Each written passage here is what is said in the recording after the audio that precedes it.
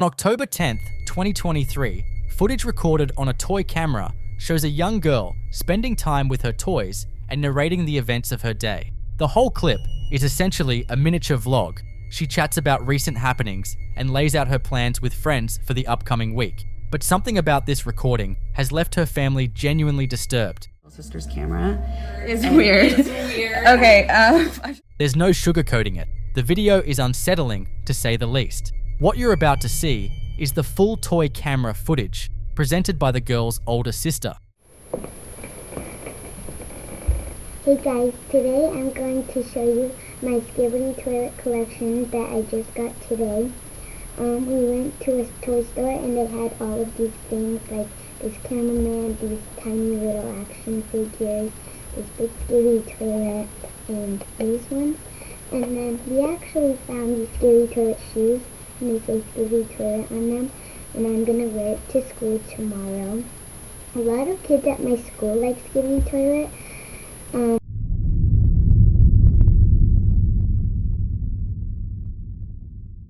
Saw my friend the other day and we went on a walk, and we also got ice cream that day, and I'm having a lot of fun.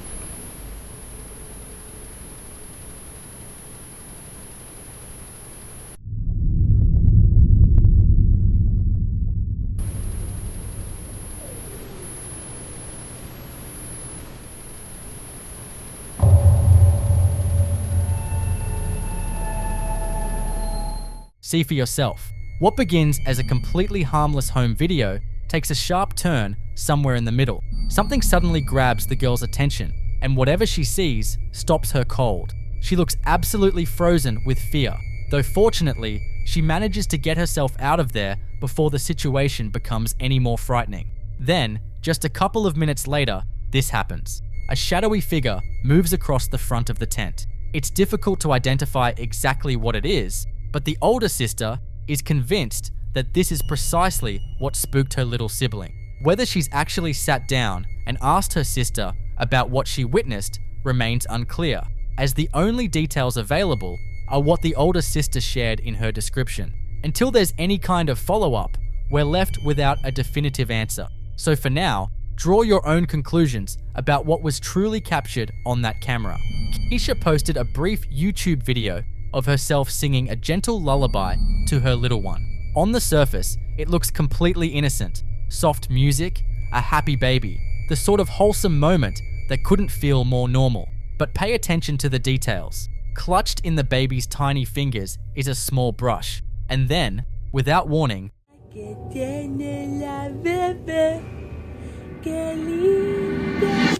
it shoots away, as though yanked by something that isn't there. Keisha had no idea anything had happened while she was recording. The motion is fast, barely noticeable, the kind of thing you might brush off at first glance. But watch it frame by frame, and there's simply no explaining it away. Something unseen reached right in and took it, in plain sight, during what should have been an entire... A father was taking an evening stroll with his young daughter and their dog, when something in the distance suddenly grabbed the girl's attention. She froze in her tracks, raised her finger towards something ahead, and her expression shifted to one of clear alarm.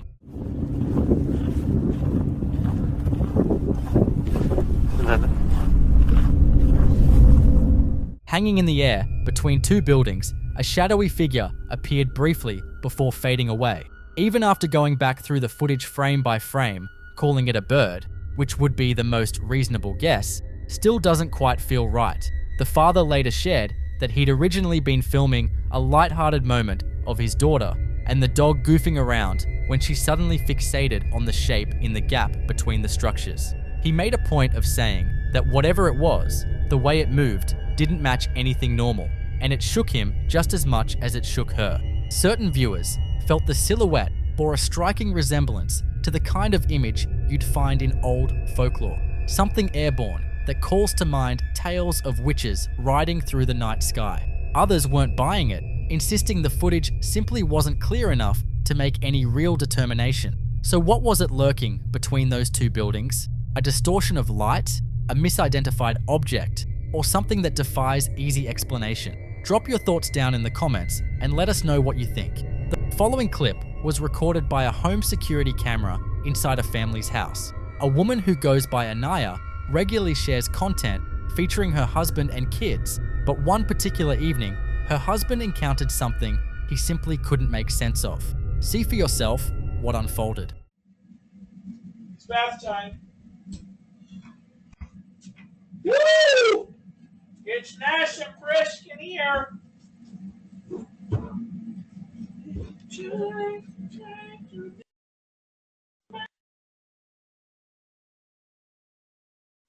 Was that Darla? Who just walked in here? No, someone just walked in here. And then the rug was moving. You didn't see it?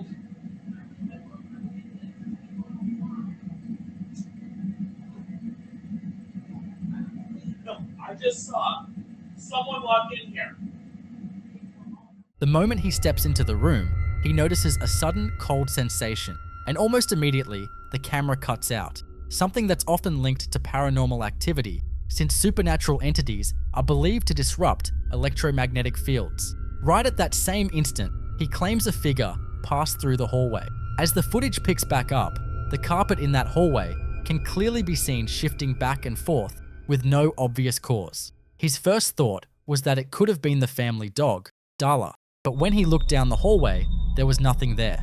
He walks out and asks whether anyone else noticed a person moving through that area, but no one had seen a thing. So was there actually something unexplained lurking in that house that night? Drop your thoughts in the comments below.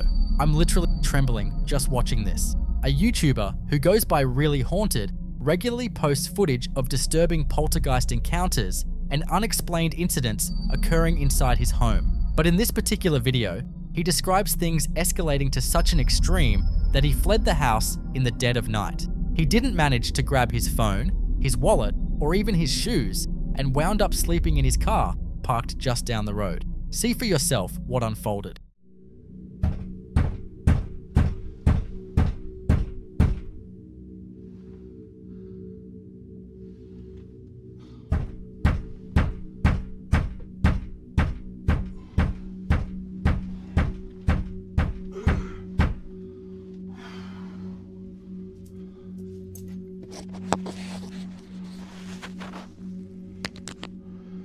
Just had some banging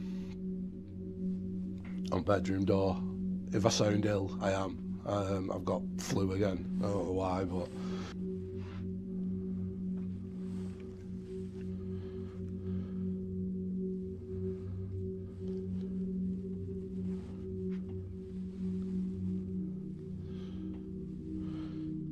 you've got me out of the bedroom again. I'm here. What do you want?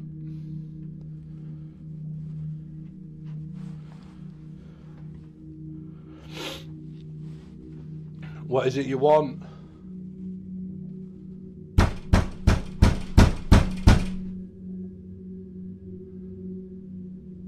What, you banging that door for now? Oh, I just seen like an energy ball look like round there, then it looked like it shot up and then went into the bathroom.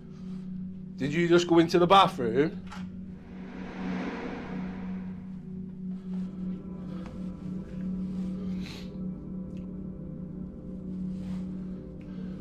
Can you show yourself as an energy ball? You never want to do anything I say.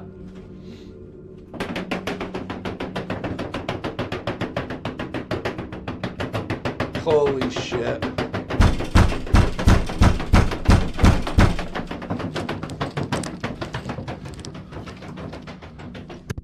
According to his account, the cameras were rolling as normal while he slept, set up in hopes of recording any unusual activity throughout the house. At some point in the night, he's jolted awake by thunderous banging coming from the direction of the bathroom. He goes to check it out and finds absolutely nobody there. Then, after calling out to whatever presence might be lurking, the attic hatch begins violently swinging open and closed on its own. Holy shit. Completely spooked, he retreats to his bedroom, hoping that staying put might cause things to settle down. But it very quickly becomes apparent that even that room offers no real safety. This. When I'm on my own, I despise being on my own. Please stop. Just had it again, like on the left.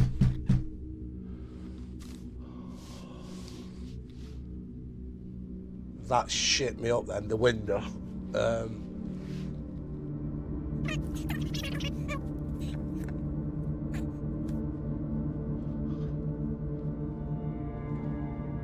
Like, why are you banging at the window when it's open?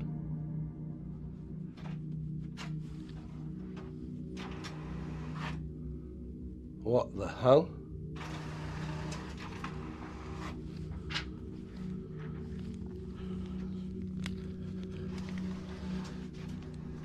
What the fuck is going on?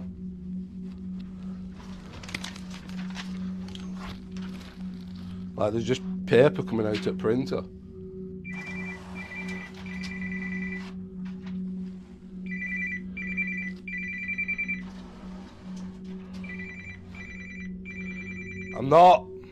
I'm not taking you on. I'm like, I'm off.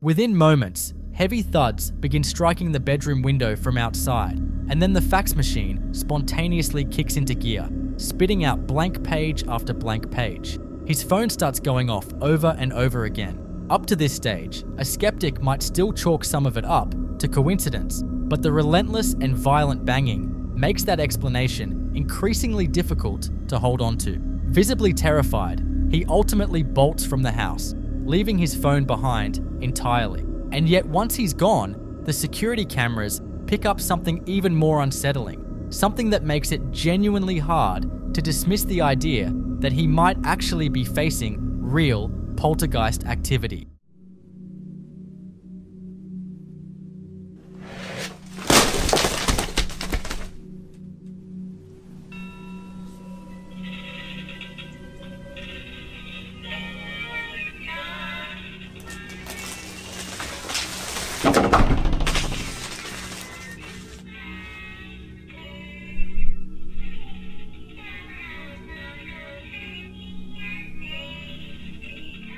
So where do you land on this one? Genuine paranormal phenomenon, or is there another explanation? Drop your thoughts down in the comments. The video you're about to see was posted to Reddit by a user going by the name Deadly Ross. He states that he and his family had been living in the home for close to 2 years, and throughout that period, they encountered a series of unsettling events. Saw blades moving off surfaces on their own, shadowy shapes that appeared to shift the moment anyone looked at them. But out of every room in the house, the basement was the one spot the whole family made a point of avoiding. Ross also noted that whenever he sensed a presence while down there, something unexplainable would follow not long after.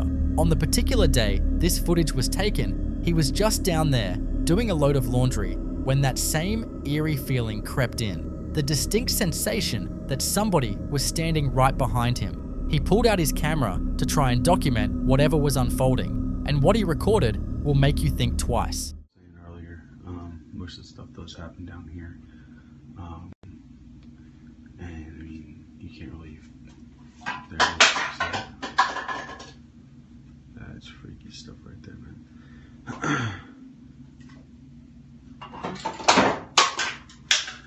Yep, that's what you call it.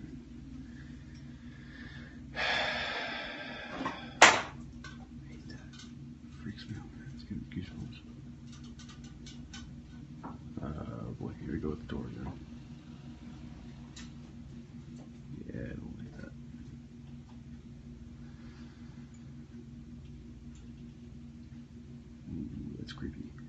So that door always swings wide open and it stays open. It doesn't ever close, stay like that. Oh, there you go. Let go of it.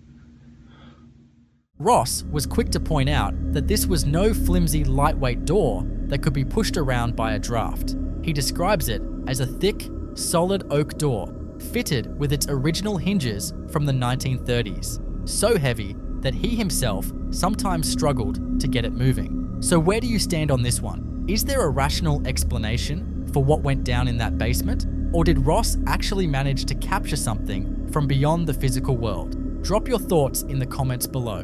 My name's Lindsay, and I'm Sethridge. Welcome back to Sassahoy Hospital, where the staff keep coming back, because word has it, the place is haunted.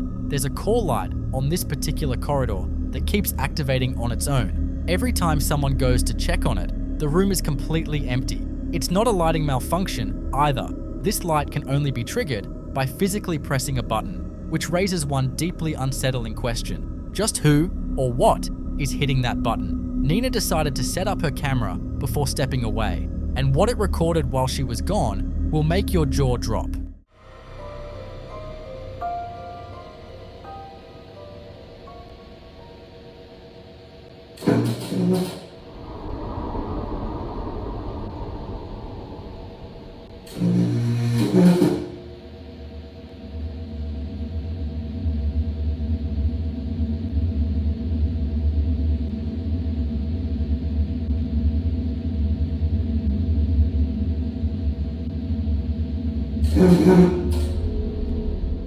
Out of nowhere, the hospital bed began adjusting itself, the head of the mattress slowly rising up, climbing higher and higher, with absolutely nobody nearby touching the controls. When Nina reviewed the footage afterward, she was completely shaken, her whole body covered in chills. She came back to the room shortly after with a colleague to look into it further, and sure enough, the call light fired off again, all on its own. I'll plug it. Well, I guess it's plugged over here, but...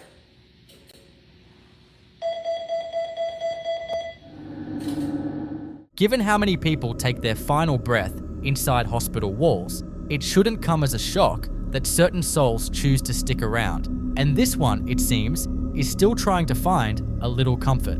Mother, named Ludmilla, is at the park with her daughter when she notices the little girl seems to be playing with someone who isn't there. Intrigued, she calls her daughter over and pulls out her phone. La estoy amacando. ¿A quién estás amacando? A la amiga Pili. Mira. Pero yo no veo a nadie ahí, Loli. Veo la hamaca sola. Pero yo estoy jugando con mi amiga Pili. ¿Qué, la conociste acá en la plaza? Bueno, mi amor, jugá.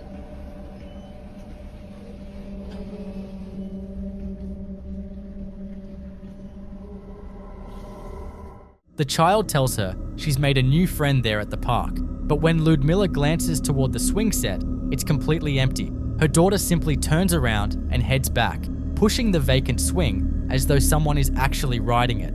Ludmilla keeps asking questions, and the responses she gets become increasingly unsettling. ¿Qué pasó? Que ella se murió ahora, pero ahora estoy jugando con ella porque ella ahora es un angelito.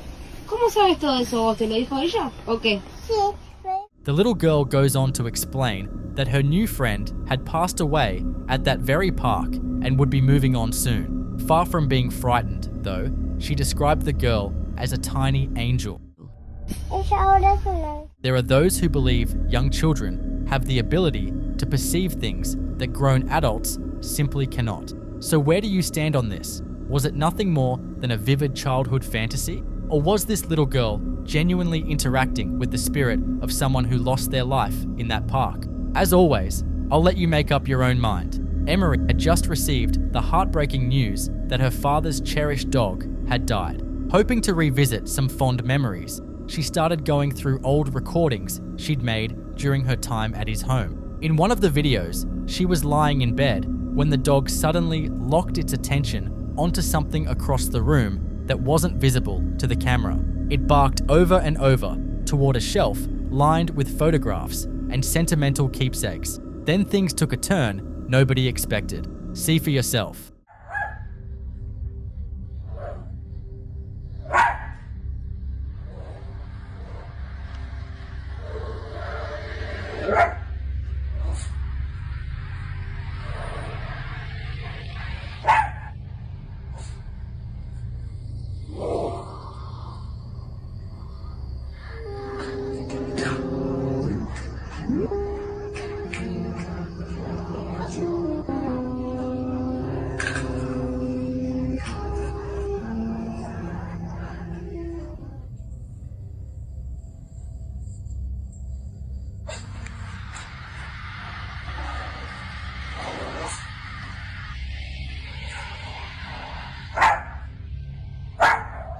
The marble Tim Memorial Monument appeared to shift without anyone touching it. While the dog kept staring and barking in that direction, the object was suddenly knocked sideways, as though an unseen hand had shoved it. And this wasn't the first time something eerie had reportedly happened inside that house. The disturbing clip left viewers with one lingering question: what exactly was responsible? TikTok creator based in England, going by the username HauntedHouse84, claims his home has been tormented by bizarre, inexplicable occurrences over the last several months. He decided to start documenting everything on TikTok, hoping the internet might offer some answers about what he's dealing with. After going through his uploads, 2 clips in particular were impossible to ignore. In this first video, he hears strange sounds coming from his kitchen. The room, he says, is ground zero for most of the activity. He cautiously makes his way downstairs to capture whatever is happening on camera. Because I'm sat on the toilet and I can hear something beeping downstairs, and the only thing that beeps like that is the fucking fridge.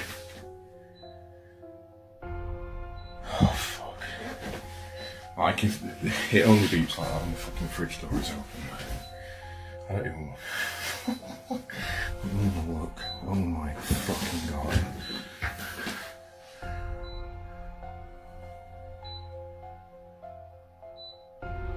Whoa, did that wire just move? Nah. Whoa, what the fuck? What the fuck? Did you see that? That fucking what? Oh no. It's actually moving, man. It looks like a fucking snake or some shit.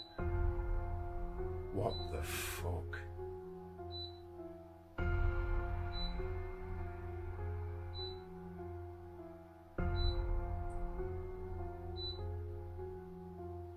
Lampshades are as well.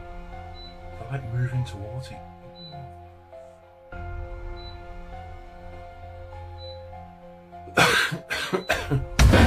Whoa!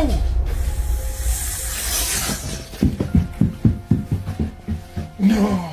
As he steps into the kitchen, you'll notice the refrigerator door is hanging wide open, despite his insistence that it was shut when he went to bed. Then, keep your eyes on the extension cord sitting on top of the fridge. It begins to shift slightly, as though something unseen has grabbed onto it. The ceiling light is also visibly swinging, as if an invisible presence is passing right through it. Then, the entity appears to realize it's being watched. The cord is violently wrenched to the right, launching itself into the adjacent living area. At that very same instant, a milk bottle is hurled out of the fridge with real force. It's almost as though being recorded triggered something like rage in whatever is there.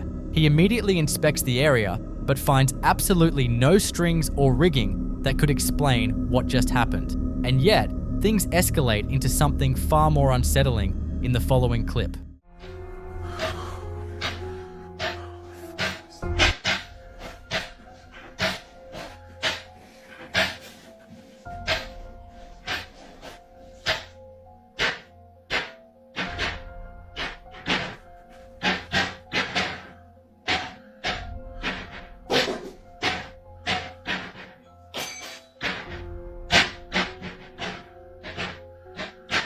Hello?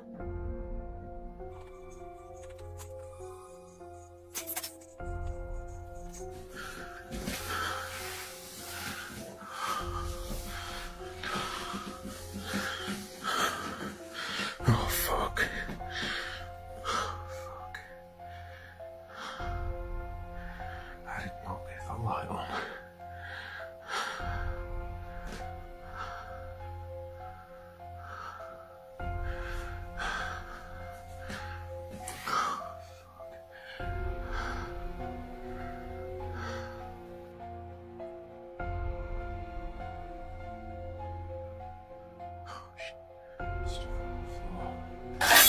Oh, fuck!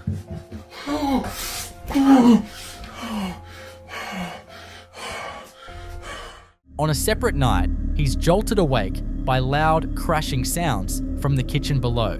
He begins filming and heads downstairs to investigate. Midway down the staircase, the noise abruptly cuts out, as though whatever caused it sensed him approaching. When he walks in, the room is in complete disarray. Several drawers have been yanked open, but here's where it gets genuinely alarming. Watch the drawer on the left. While he's panning across the scene, a kitchen knife suddenly launches itself out of the drawer, sending him stumbling back in fright. Whatever this presence is, it seems to be growing bolder and more threatening, possibly with the intent to cause real harm. So the question remains, is this a genuine poltergeist making itself known, or an impressively crafted hoax? New Year's Eve 2025, Carmen and her young child were sound asleep at home. Everything was quiet and peaceful until Carmen was suddenly snapped awake by a blaring alert from her phone. It was a notification from her home security camera.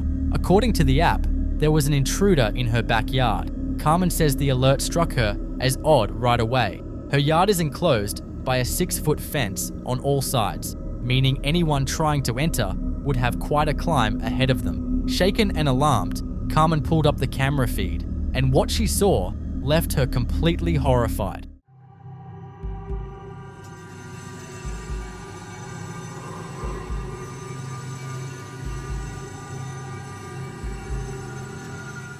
A translucent figure can be spotted drifting through Carmen's backyard, picked up by her security camera.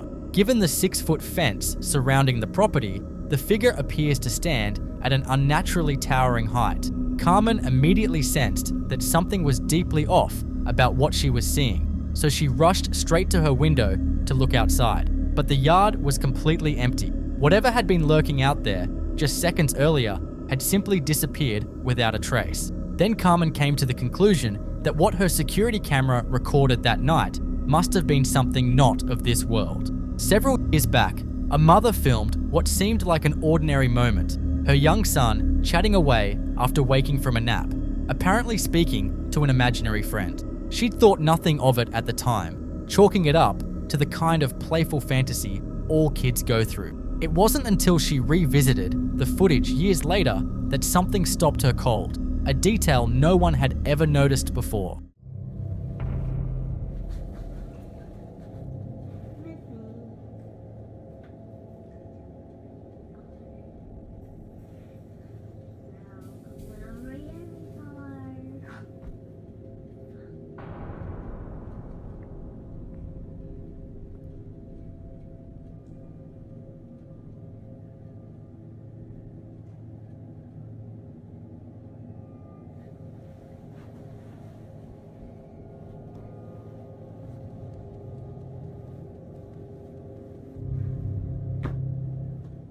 For just a split second, a strange and deeply unsettling hand becomes visible along the edge of her son's bed. What makes it even more disturbing is that this hand only has 4 fingers, and the sight of it is enough to send a chill straight through you. This discovery shook the mother to her core, forcing her to reconsider whether her little boy had actually been interacting with something real, something that might not have been of this world. Because if it wasn't, how do you account for that hand? She was going through the recordings from her home security camera when she stumbled across something that left her absolutely terrified. This clip was recently shared on Reddit by a woman who says she had been hearing unexplained sounds coming from her child's bedroom and had also noticed a shift in her child's behavior that was starting to worry her. On the night in question, her child was alone in the room with nothing but cartoons playing on the TV. And that's when something deeply unsettling unfolded. See for yourself what her camera recorded.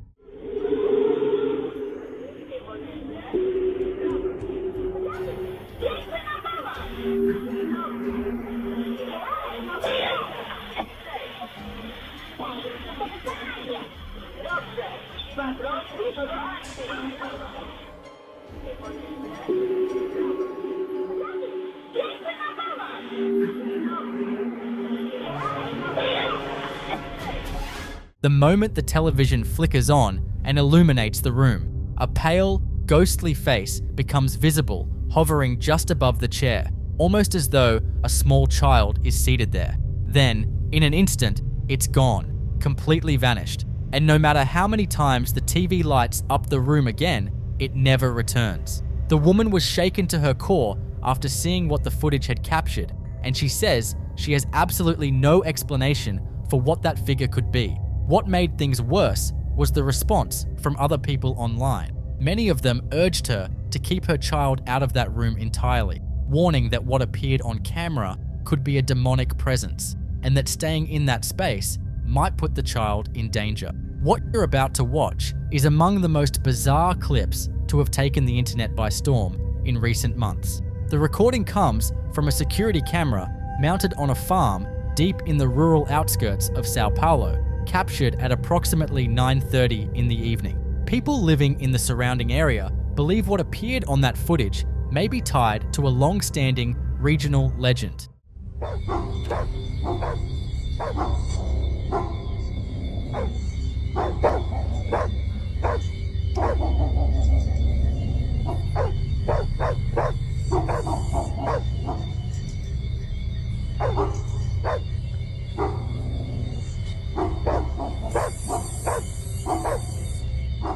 See for yourself. At first glance, all that's visible is a strange glowing point of light darting rapidly across the frame. But once the video is zoomed in, something deeply unsettling starts to emerge.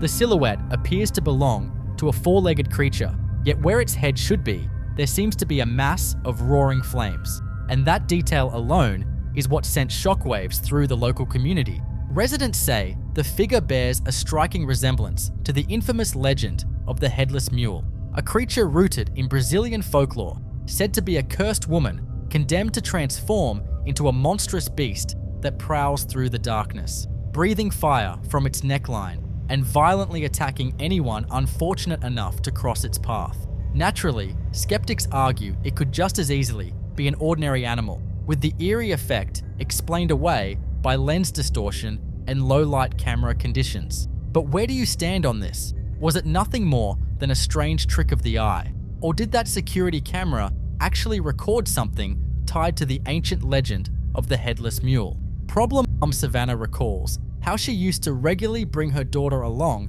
to visit her grandmother at the nursing home, and how much the little girl always cherished those trips. Tragically, one still and quiet night, Savannah's elderly grandmother slipped away peacefully in her sleep. The very next morning, just before the sun came up, Savannah's daughter stirred from bed and made her way into her playroom. She settled there alone in the darkness, playing by herself and chatting away. But when Savannah listened carefully to the security footage, it started to sound like maybe her little girl wasn't quite as alone as she appeared.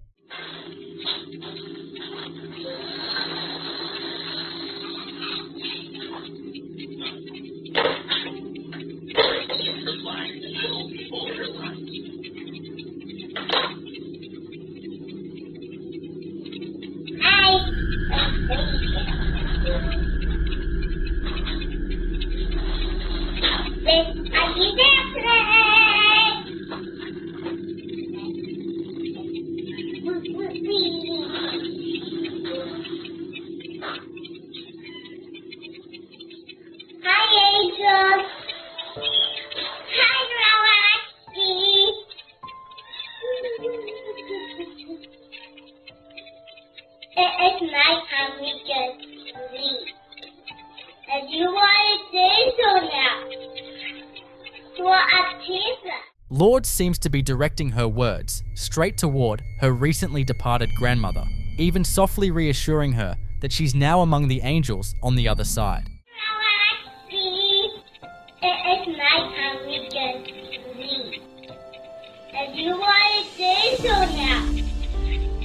For a pizza.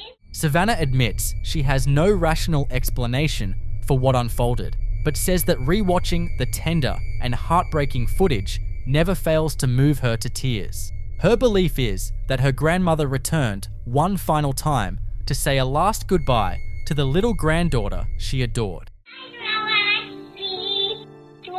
March 1st, a TikTok creator who goes by Chichilla uploaded something that felt completely out of character for her page. Her content is usually lighthearted, daily life moments, casual updates, nothing that comes anywhere near the world of ghosts, hauntings, or the paranormal. But this particular night was a different story. She claims that after an exhausting day, she kept getting pulled out of sleep by the same unsettling experience over and over. Heavy footsteps just outside, and that creeping sensation that something or someone was lurking in the dark, staring right at her. So she picked up her phone and hit record. See for yourself what she captured. Trying to sleep, but I need you guys to see and hear what is going on. I look like shit, sorry, but like what is happening outside my patio door? Okay, hold on.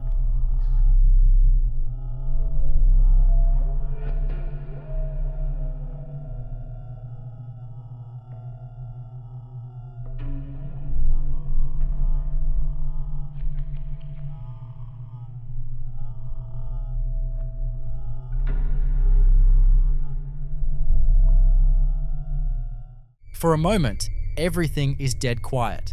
Then, sliding in from the left side of the frame, a pale, ghostly shape drifts into view, pounds against the glass door several times, and disappears back into the darkness just as suddenly as it arrived. But what really got under viewers' skin wasn't just the silhouette itself, it was how it moved. There's no normal walking motion, no stepping forward. It seems to glide, almost frictionlessly, like something out of an old animated cartoon, which might be amusing if this wasn't allegedly happening right outside somebody's home at 2 in the morning. Naturally, not everyone was sold. Several commenters called it a textbook bedsheet hoax, pointing out the absence of visible legs or arms producing the knocking. Others raised an equally valid observation.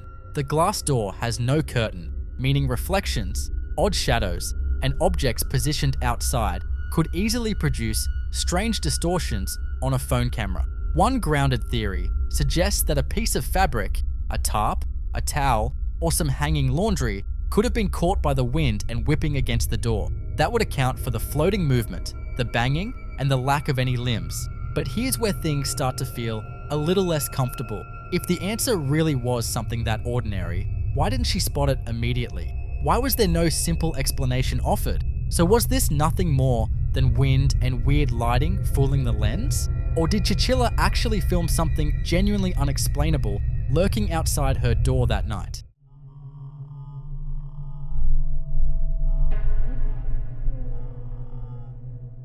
As always, that's for you to decide. A clip uploaded to YouTube back in January 2013 by a user going by Bron9711 captures a kid messing around with a tech deck fingerboard. And honestly, the nostalgia hits hard. Everything looks completely ordinary at first, but just as he's getting into his groove and having a good time, something unexpected and genuinely unsettling takes place.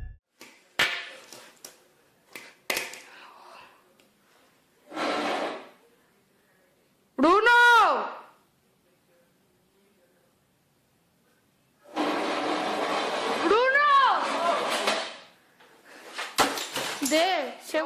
Without any warning, a chair in the kitchen drags itself backward, as though yanked by some unseen hand. The sound is jarring enough to spook everyone in the room, including the family cat, who immediately takes off in a panic. The kid freezes, eyes locked on what just unfolded in front of him. Then, right as the footage is about to end, things get even stranger.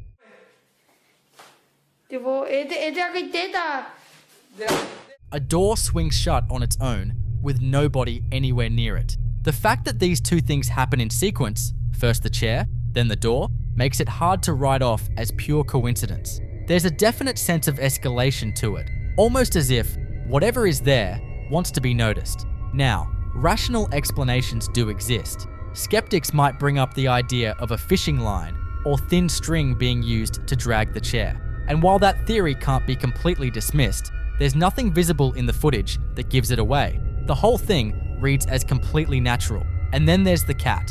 Animals are widely thought to be more attuned to subtle environmental shifts or unusual energies. And the way this one bolts the instant that chair moves only deepens the mystery. In the end, This clip falls squarely into that uncomfortable middle ground. Possibly explainable, possibly not.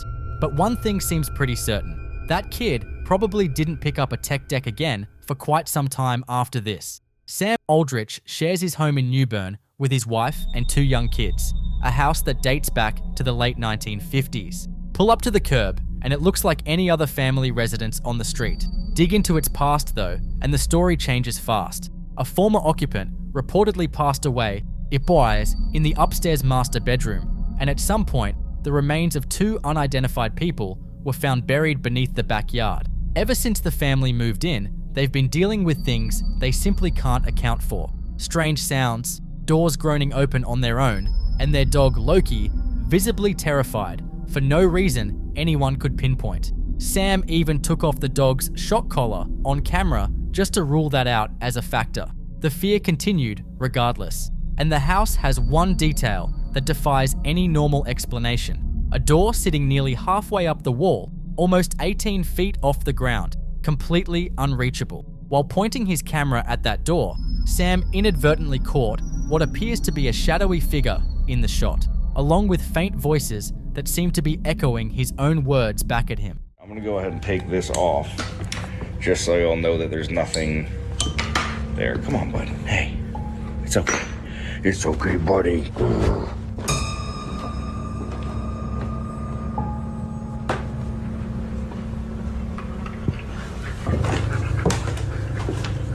Settle down.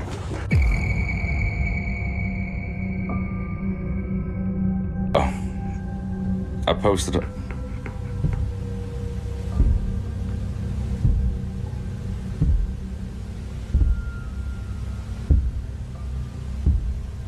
See, me and him both heard that.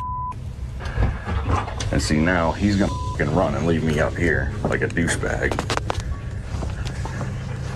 See? Then came a night when he was recording again up in that darkened, elevated space. High up that door actually is, if you're on the bottom floor. Yeah, you're looking at 10 plus 8, so you're looking at least 18 feet from your feet coming down. Why the f***?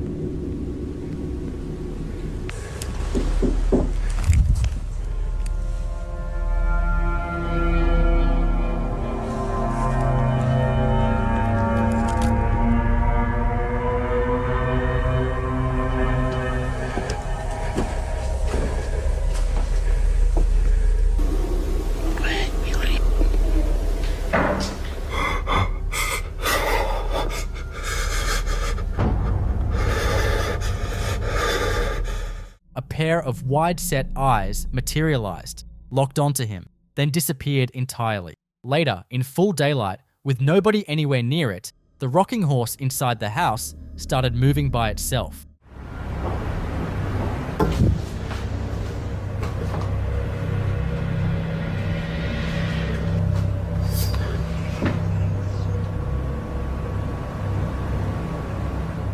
The people watching Sam's recordings are split down the middle. Half believe he's capturing something real and profoundly disturbing. The other half are convinced it's all a setup. But the verified history of that property isn't something you can fake. Whatever has been occupying that house was there long before Sam's family ever walked through the door, and it doesn't seem to be making any room for them. This deeply unsettling clip features a man who had been filming his wife and kids as they enjoyed some time outside their house late at night. The mood was calm and lighthearted, with nobody seeming the least bit on edge. He was just doing what any parent might do, preserving a casual family memory. But unbeknownst to him, his camera had picked up something lurking in the shadows on the other side of the street. See for yourself what his lens actually captured.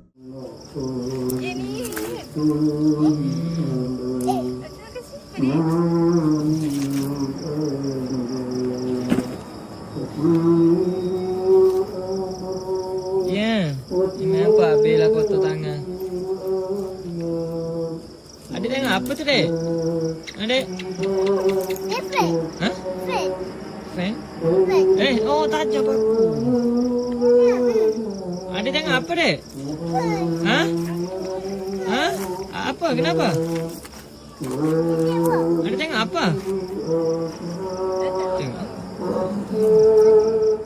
When you look more carefully, you can make out a pale, white-clad figure with long flowing hair, completely still, positioned near a tree directly across the road. It doesn't budge an inch, staying concealed within the darkness while appearing to face the direction of the family the entire time. What makes this even more chilling is that, according to the account attached to this footage, only the youngest child seemed to sense that something was off.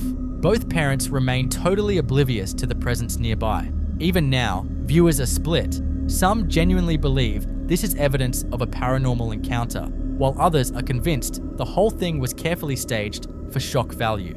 So where do you stand on it? In the following clip you're about to watch, a security camera captures a motorcyclist traveling along a quiet road in Mexico in the early hours of the morning. Just another commute? Nothing about it suggesting this would be anything other than an ordinary day. And then between one frame and the next, the motorcycle is down and the rider is gone. What draws people's attention isn't the crash itself, it's what appears near the wreckage afterward. A dark, humanoid shadow materializes at the scene, moves away from it with what looks like direction and purpose, travels several feet, and then simply isn't there anymore. Watch.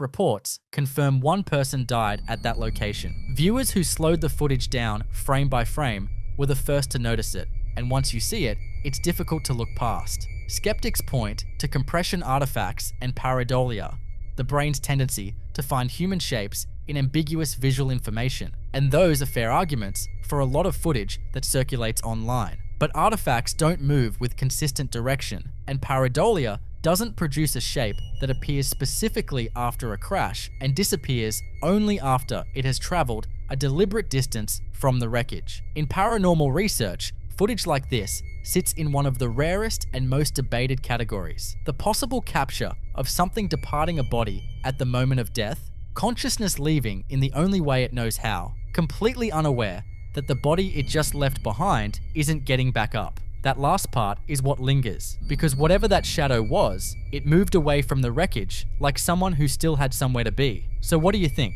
Did that camera accidentally document the last moments of someone who had no idea it was their last day?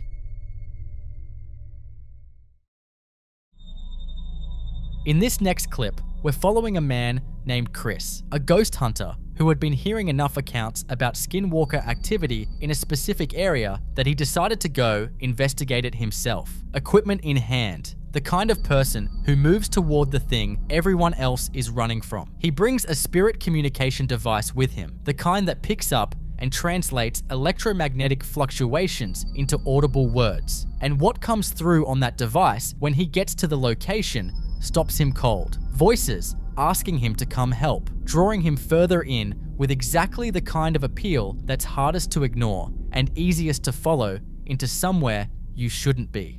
Watch. Yo. Hello? Did somebody just walk through there? Hey, if you're there, I'm not here. I'm just doing some ghost hunting stuff. Somebody just walked right through there.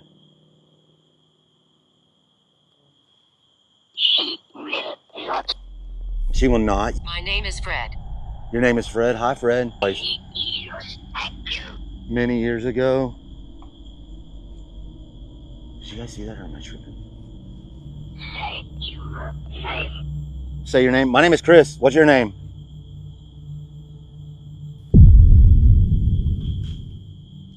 What the fuck, bro? Okay. Help us talk? Okay. Holy shit. That door fucking opened. That door opened by itself. That door opened by itself. That fucking door opened by itself. What the fuck, bro? Oh no. Hiding in the dark. Hiding in the dark? The fucking door opened. And then he runs. Whatever he sees in there overrides every instinct that brought him to that location in the first place. And Chris, a man who showed up to a skinwalker site on purpose with recording equipment at night, decides that whatever is happening is beyond what he came prepared for. Now here's what makes skinwalker encounters specifically so difficult to investigate and so hard to dismiss. In Navajo tradition, a skinwalker is not a ghost or a residual energy. It is an intelligent, shape-shifting entity that actively hunts, that learns the behavior and vocalizations of its targets, and that uses mimicry as a primary tool, replicating human voices, animal sounds, and cries of distress specifically to lure people toward it. The request to come help coming through that device fits that pattern almost precisely. Not a threat, not a warning, but an invitation wrapped in vulnerability. The exact kind of signal designed to pull someone deeper into isolated territory. What makes it worse is that skinwalkers across documented accounts are said to be most active at the threshold, doorways,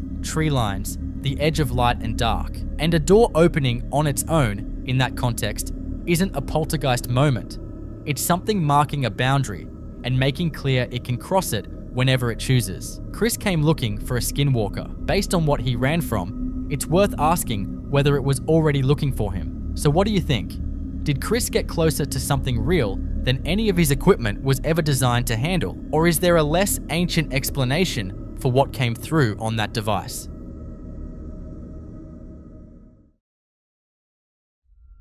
In this next clip, a security guard is doing his rounds inside a residential subdivision in Leon, Guanajuato. Gated community, empty houses. The kind of assignment where the biggest concern is usually staying awake through the quiet hours of the early morning. He's supposed to be completely alone, and then he starts hearing children. Not one child, not a sound that could be a television left on somewhere or an animal in the walls. Children, voices coming from inside an empty house during the early hours of the morning in a subdivision where no one should be present, let alone kids awake and making noise at that hour. He gets it on camera, and what he captured has been difficult for people to explain away.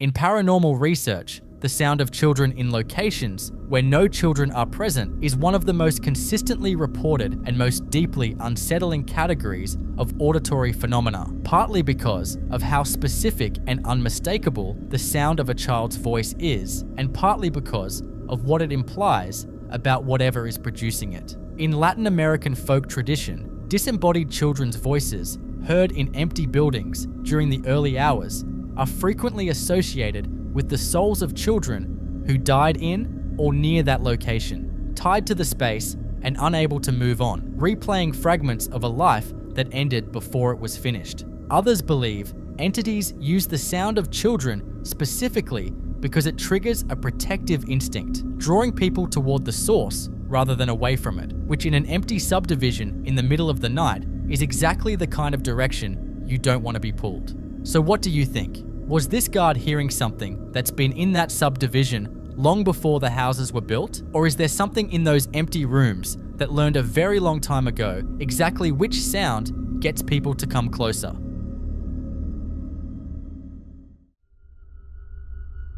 In this next clip, Frank, a paranormal investigator who seeks out some of the most historically charged locations he can find, has made his way into an abandoned hospital with an incinerator room that already carries the kind of atmosphere that makes you want to keep your back to the wall. He's got a thermal camera with him, the kind that reads heat signatures rather than light. And what it picks up in that hallway is not something he was prepared to find. Watch.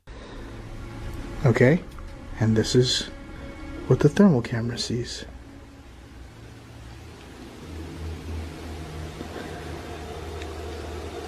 Can you peek at me one more time? Look at that.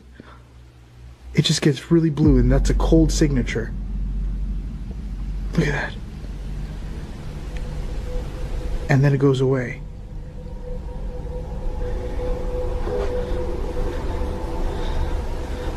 I'm gonna try it again. Here we go. There we go.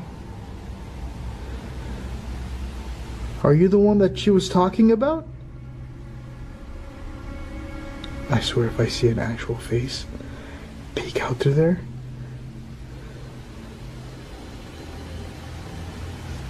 I might not be as brave. Look. Look at that. That is literally the corner of the... Oh my God.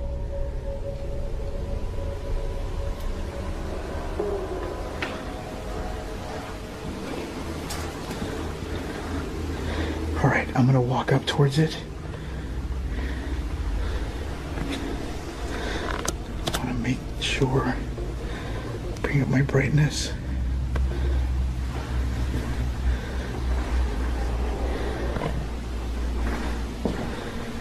This hospital is amazing. I am definitely gonna be back here. I haven't even shown you guys the crematorium. The thing that gets me a little bit nervous about the crematorium is that, oh, it's sticky. This is what kind of sounded like the thumping sound.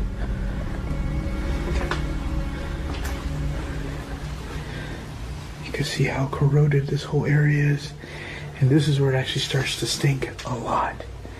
And that's because of what they burnt down here as far as remains. But look at this.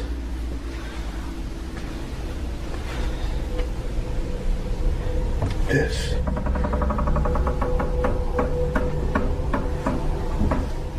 is the cremation room.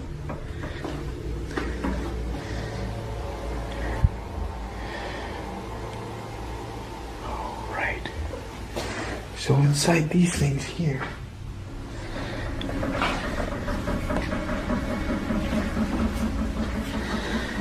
is where they would throw body parts, either children body parts or legs and arms, and they'll throw it into incineration. See? Incineration. And this is to see if it burnt up or not. Now the crazy thing is that there's ashes still inside. Look. Those are actual ashes. Oh, that's a big spider there. Oh, the creepiest thing happened. I was putting this down, and it happened off camera. But the moment I put the thermal, the K2 down, I hear a big boom. I'm just hoping it happens again. You hear it?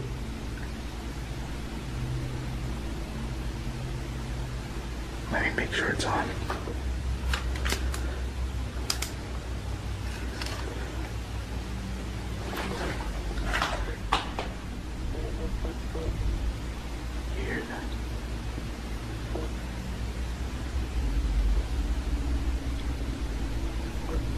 Hello?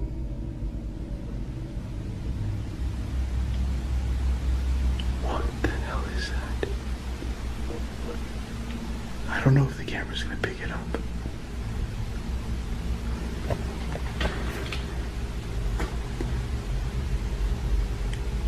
Hello? What the hell? Hello?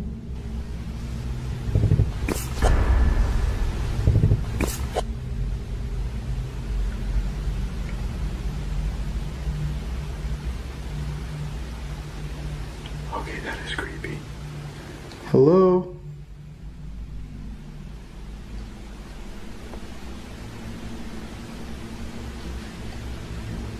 Are you making noises?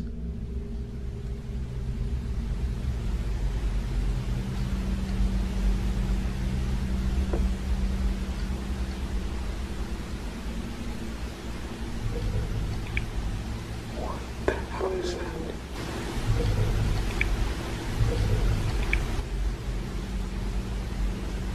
Right now, you guys are inside. Listen.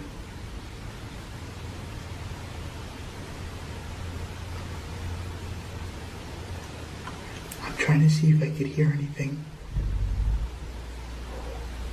A thermal camera doesn't produce shapes from shadows or turn dust into figures. It reads temperature and temperature only, which is exactly what makes what Frank captured so difficult to dismiss. Something in that hallway is responding to him directly, and whatever it is, understands the difference between being watched and being ignored. In paranormal research, thermal anomalies that display humanoid form and respond to direct communication are considered some of the strongest indicators of an intelligent presence. Not residual energy running on a loop, but something that can hear and react in real time. Abandoned hospitals carry decades of fear, pain, and death concentrated within the same walls. The kind of accumulated weight that creates the exact conditions for a presence to form and sustain itself long after the building empties out. An incinerator room specifically carries a particular heaviness, given what those spaces were used for and what was lost inside them. Whatever Frank's thermal camera picked up in that hallway knew how to be seen and knew exactly when it wanted to disappear. So what do you think? Is this a former patient still wandering those corridors, or something that has been feeding off that building's energy for a very long time?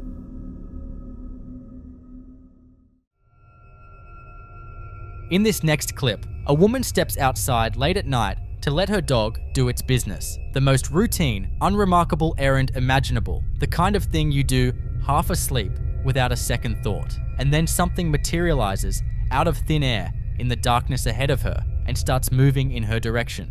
Watch.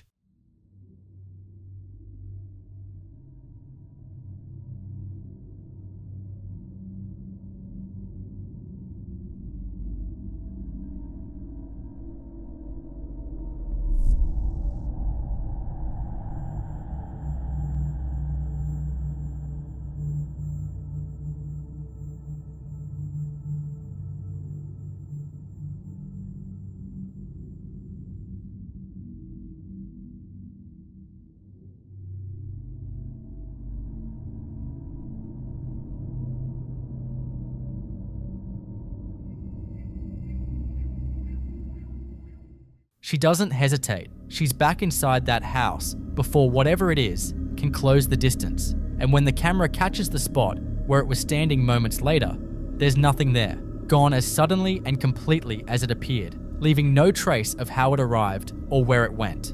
That specific combination, materialization from nothing, directional movement toward a person, and then a clean disappearance, is what separates this from a prowler or a trespasser, because a physical person doesn't appear out of empty air and doesn't vanish without moving out of frame. In paranormal research, entities that manifest suddenly in outdoor spaces and move toward a target before disappearing are often associated with what some traditions describe as a fetch or an approacher, a presence that becomes visible only when it has already decided to engage and disappears the moment its window closes. The fact that her dog was right there and the interaction happened that fast suggests whatever this was had been in that space before she stepped out, already present, already aware of her, just waiting for the right moment to show itself. So what do you think? Was something outside that house waiting for her specifically, or did she just step into the wrong patch of darkness at the wrong time? In the following clip you're about to watch, a workshop owner is at home casually checking his security cameras from his phone the way any business owner does when they want to make sure everything is running smoothly back at the shop. What he sees instead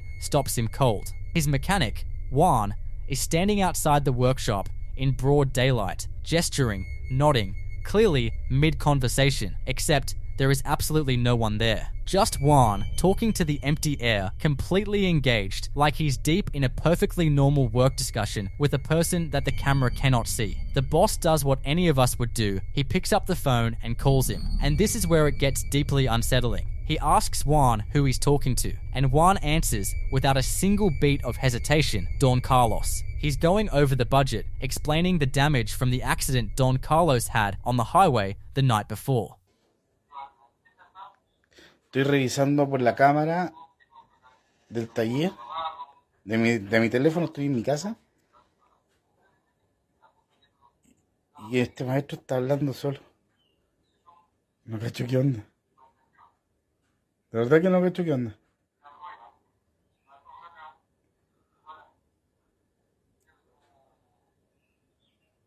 No, está hablando solo. Le voy a preguntar por cámara qué está haciendo. A ver, vamos a preguntar.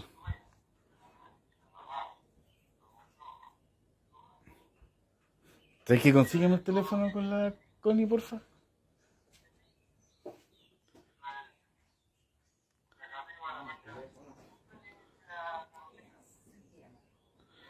Es que no me da, está hablando solo, mira, Connie. No sé si estoy loco o qué. Mira. O me está agarrando para el hueveo, o no cacho. Llámalo, weón. No sé si me está agarrando para el huevo o no sé qué anda, weón. ¿Pero con quién habla, weón?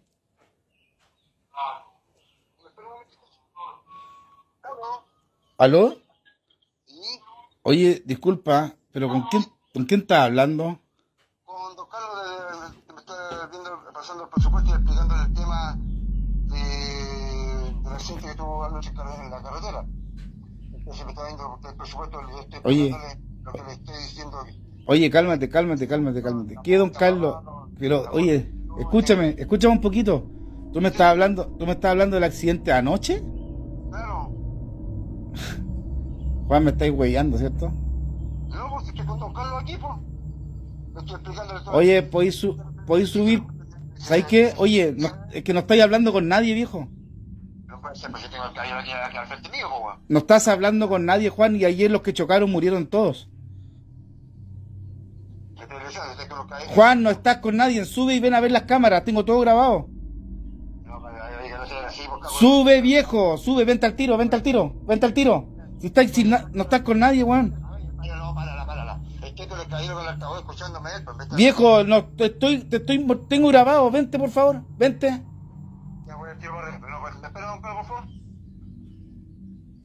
No, esta weá es...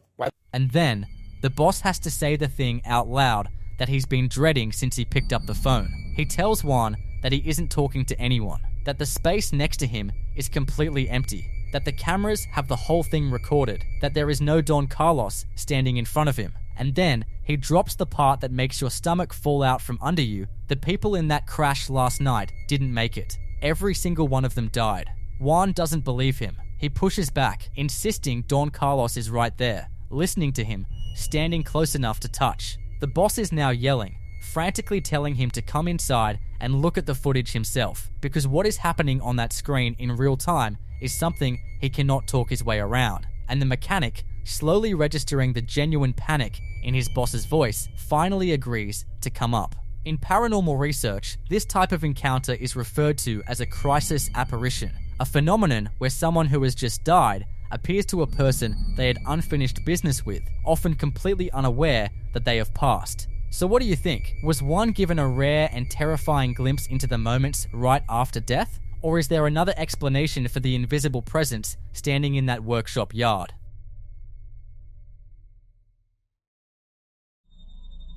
In this next clip, A woman is on day 3 of documenting strange activity in her home, and you can hear in her voice that 3 days of this has already worn her completely down. She starts by filming her ceiling light, which she says has been blinking rapidly and erratically for the past 10 to 20 minutes. Then she hears knocking coming from outside, walks out onto her deck in the dark, and calls out into the emptiness, but gets nothing back but silence. She turns around and goes back inside, and you can hear it in her voice.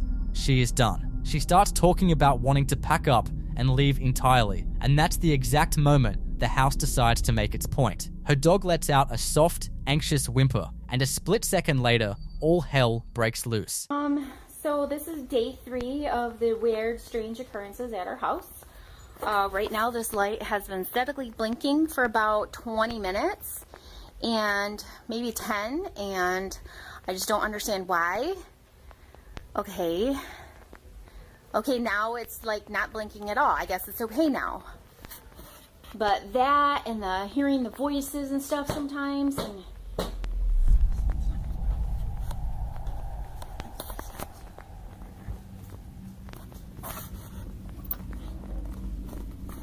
hello?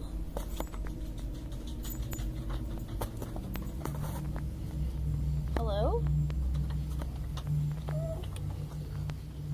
Hello?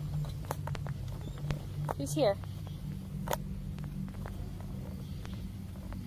Who's here? Okay, I'm kind of freaked out. Going back inside the house. See what I mean though? This is the stuff I'm talking about. Like, why is this stuff happening? I'm really thinking about moving away. I think that we should move away. Oh my God!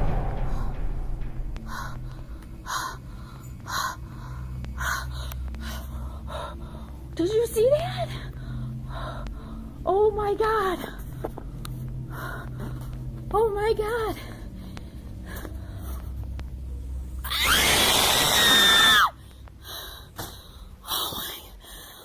In paranormal research, this escalation pattern, flickering lights, disembodied voices, then aggressive physical movement, is a textbook poltergeist progression, an entity building energy over days until it has enough to start throwing its weight around. The dog reacting a split second before the chair moved is the detail that stands out most. Animals registering the presence just before it acts. So what do you think? Is something in that house feeding off 3 days of her fear? Or did things in those woods outside finally decide to come inside?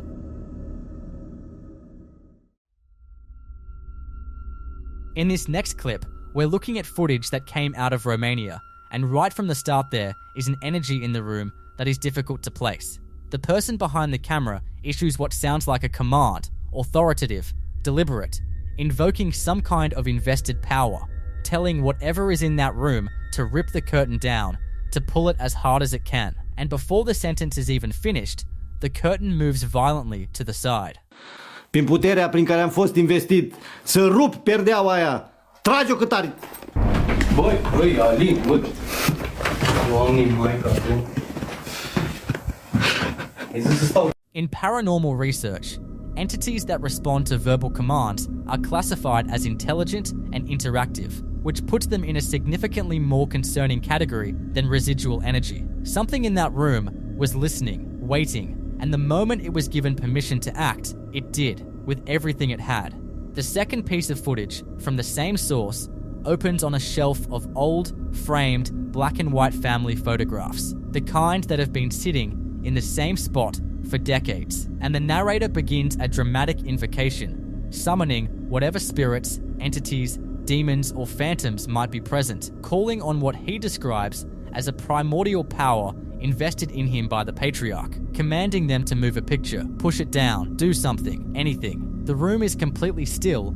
As he finishes, he waits, and then chaos. The camera swings violently, there's a sharp cry of genuine shock, and the footage cuts abruptly. The kind of cut that doesn't feel planned. The kind that happens when someone drops everything and runs. Oricare spirit te afla, oricare entitate, oricare demon, oricare strigoi, prin puterea primordială prin care am fost investit de către patriarh, îți ordon să miști. Mirela, Mișcă poza aia sau dă-o jos, fă ceva. Mași de aici! Aoleu! Uitați pozele, uitați poșetele, uitați poza că nu e legată cu nimic. Da? Uitați. Uitați pozele, uitați. Da? Da, Doamne. What's striking about both of these clips is the consistency. The same location, the same person, the same method of invocation, and both times, something responds. In paranormal theory, repeated successful contact with an entity through verbal command suggests that whatever is present in that space has either been there long enough to understand the ritual being used, or it has attached itself specifically to the person performing it. Those photographs on the shelf are the detail that lingers, old family images, faces from the past, in a room where something is clearly still very present. So what do you think? Is this a genuine case of successful entity communication, or is the energy in that room something that was never meant to be provoked?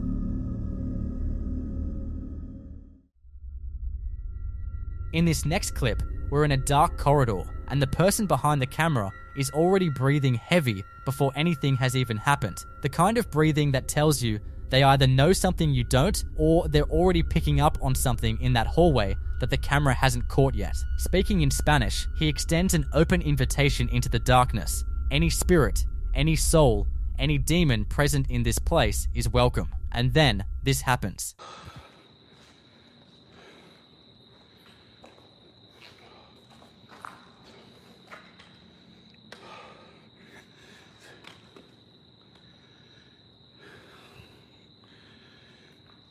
Cualquier espíritu, alma, demonio que se encuentra en este lugar, muy bueno, eres bienvenido.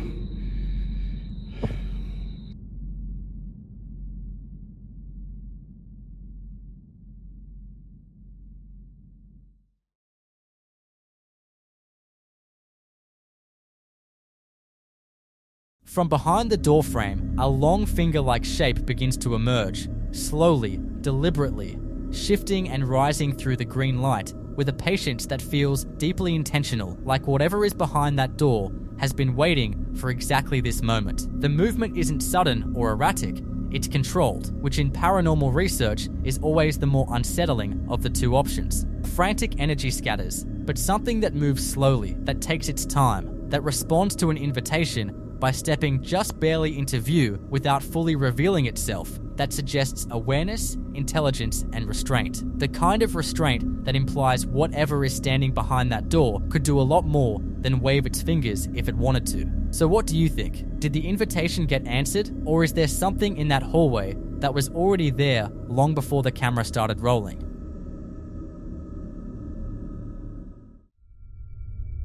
In this next clip, two kids are standing in front of a set of double doors leading into a bedroom. One of them politely addresses whatever is in that room, asking if it can shut the doors. Nothing happens at first, she asks again, and then after a few seconds of complete stillness, the double doors slowly and smoothly begin to swing shut on their own. The kids congratulate it, genuinely impressed, and then push a little further, asking if it can open them back up, acknowledging that it might be hard, offering to help if it needs it. The doors swing wide open with force, and then, almost like it's showing off, they slowly begin to drift shut again on their own, sealing with one final slam that makes both of them jump slightly before they decide that's probably a good place to wrap it up. If you can shut the doors. Go sit down. Okay, so you know we're staying. Can you please shut the doors? Kind of show it so you can see that it sees. Oh yeah. They're shutting. Oh, there it goes. Yeah. Show it so nobody can everybody can see that. Oh wow, nice job. That's really good. Actually, I don't think it's slamming. Guys, you basically Wait, show it like this so you can see that nobody's pushing the door or something. Okay, can you try opening the doors? If it's too hard, we can help you. Yeah.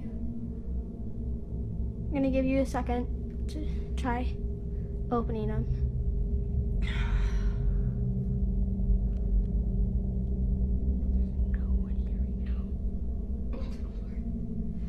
Okay, so I'm gonna give it a little push right here. That's good. Now, can you please open them? Or shut them? That might have been a little hard right there. They're a little open. No, and also I feel like they would stick together. Yeah. Can you push it open? I smell really badly. I'm sweating so much. Me too. Me too. Let's shut it. Oh, awesome job. I feel like this will be easier to open. Wait, can you try opening it?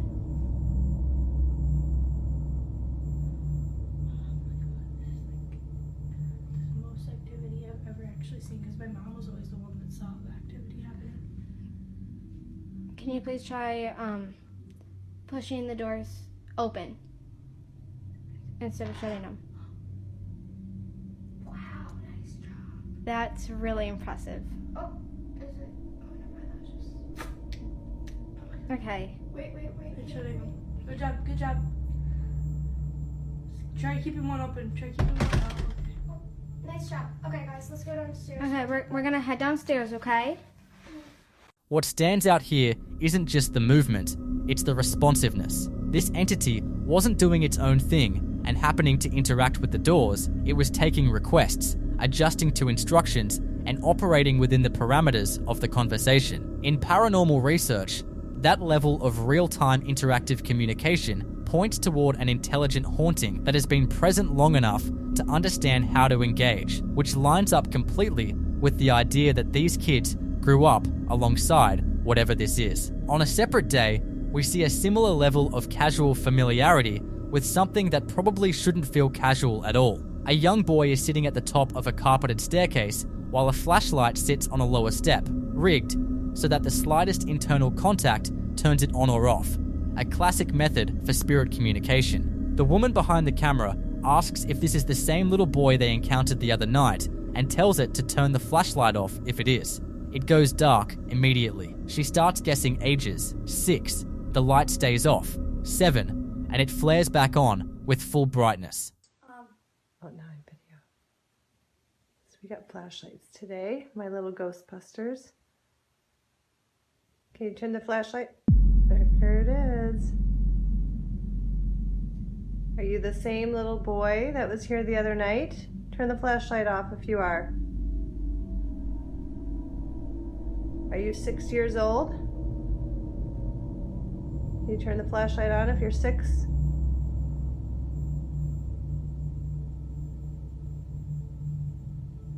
Or was he 7? He was 6.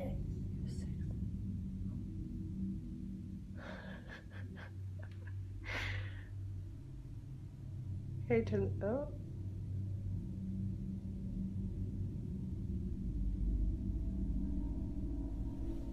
Were you here the other night?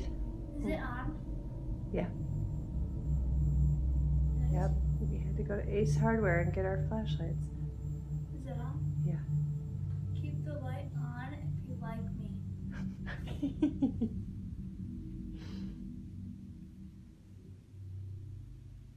But the moment that makes this one unforgettable comes right at the end.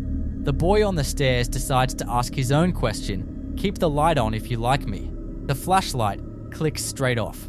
The kid facepalms, the group bursts out laughing, and somewhere in that house, a 7-year-old spirit just delivered a cleaner punchline than most people manage in a lifetime. So what do you think?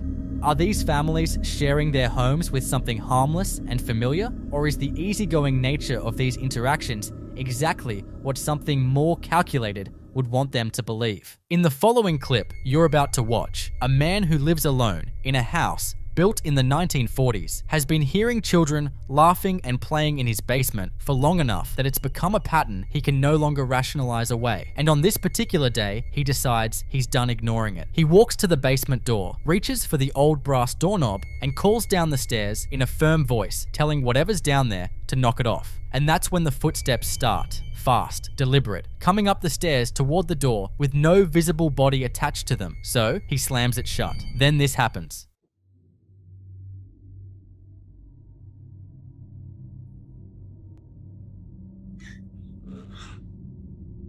I hear you down there. Knock it off.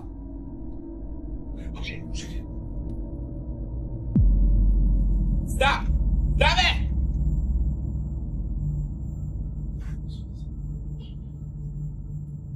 Oh, no.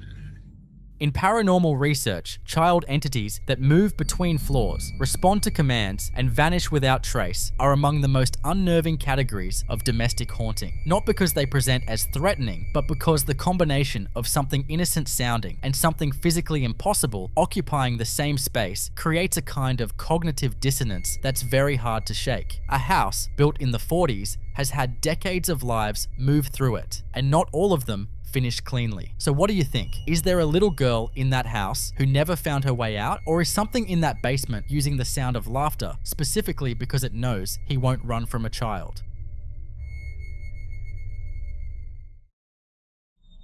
In this next clip, a man is completely alone in his house late at night when something in his basement starts to disturb his peace. For context, whatever that thing is has been keeping him up for days. He says it started as a faint sound, the kind you convince yourself is the house settling or a neighbor's TV bleeding through the walls. But it kept coming back, night after night, and it kept getting louder. He describes it as crying, like a baby wailing, sometimes accompanied by what sounds like someone humming to calm that baby down. To make that stranger, he lives by himself. There's no baby, there's no one else. So he does what a lot of people in his situation probably shouldn't do. He grabs his camera, turns off the lights, and goes to investigate. If you listen carefully, once the clip starts, you'll hear exactly what he's been describing before he even has to explain it. The bells he's hung on the basement door are a detail worth paying attention to too, a folk practice used in some traditions to alert against spirits passing through. Watch.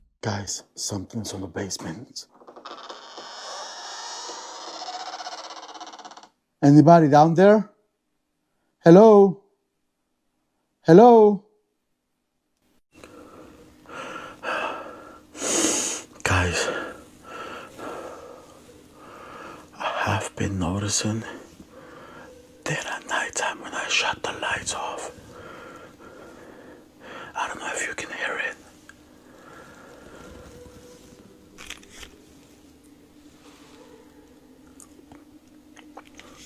But there has been some crying and somebody humming like calming a baby down. And I live by myself. There's literally nobody here in my house. And I've been noticing that there's been a lot of crying. Lots of crying. Can you guys hear it? I wonder where it's coming from and I'm just curious. Let's check it out. In the name of the Father, Son, and the Holy Spirit, I command the demons to leave my house immediately. Immediately. I command the demons to leave my house immediately.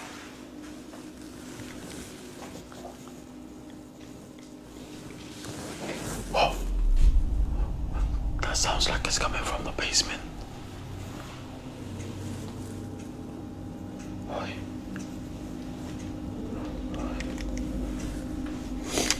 Guys, it looks like it's coming from the basement.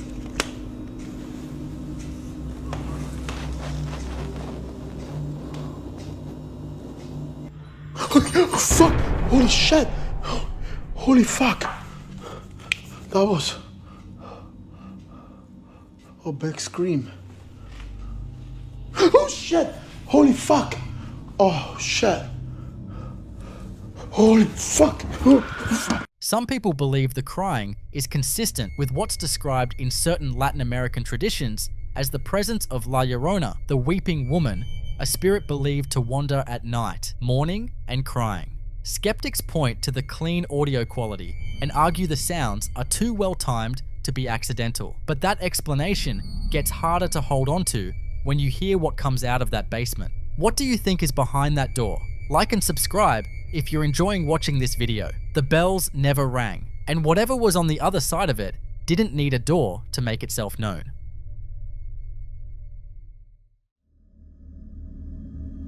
In this next clip, A static security camera captured what appears to be an entirely ordinary living room. A couch draped with blankets, a leather recliner, a small Christmas tree in the corner. A completely still, empty scene with nobody inside. The footage is time-stamped January 10th of 2026, and for nearly 30 full seconds, not a single thing moves. Nothing shifts, nothing falls. But the audio is a different story entirely. Listen closely.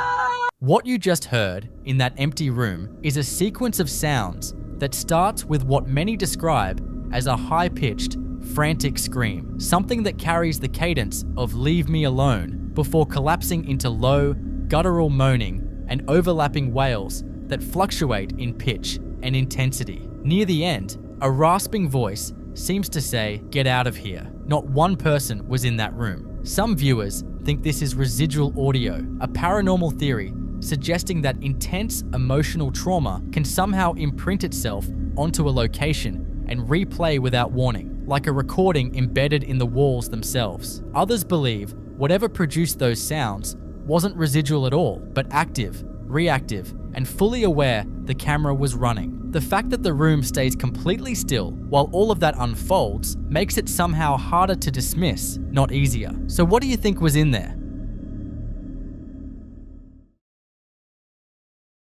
In the following clip you're about to watch, a man is standing in a dark hallway late at night, looking into his unlit kitchen, and through the faint glow coming through the window, he can just make out a silhouette moving in there, the steady rhythmic sound of a knife on a cutting board filling the silence. He assumes it's his girlfriend, calls out to her casually, asking what she's doing, cooking in the dark. Watch. Babe, what are you doing in the dark?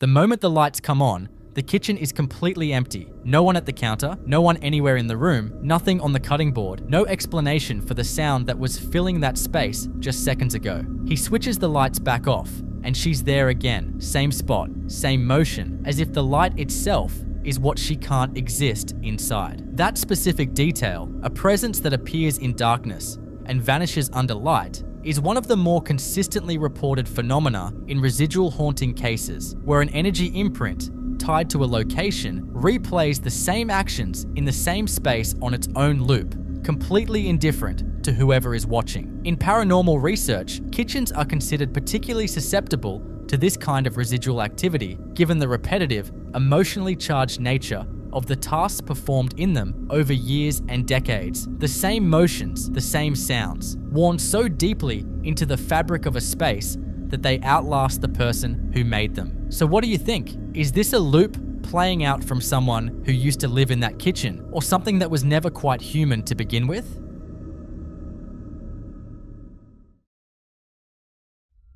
Now, in this next video, a man named Tristan had been dealing with something in his home that wasn't content to stay in one room or limit itself to one kind of disturbance. It moved through the house, it opened things, it threw things, and according to the narration, nothing he tried made any difference. The first incident starts in a narrow hallway at night, where he's following his cat with a handheld camera. The cat stops at the end of the hall and crouches down, staring at the gap beneath a closed door. And if you know anything about animals around paranormal activity, you already know that's not a good sign. Then the door handle begins to jiggle violently on its own, twisting up and down with force, before the door swings open entirely. He enters what turns out to be a laundry room, and no one is there. Watch.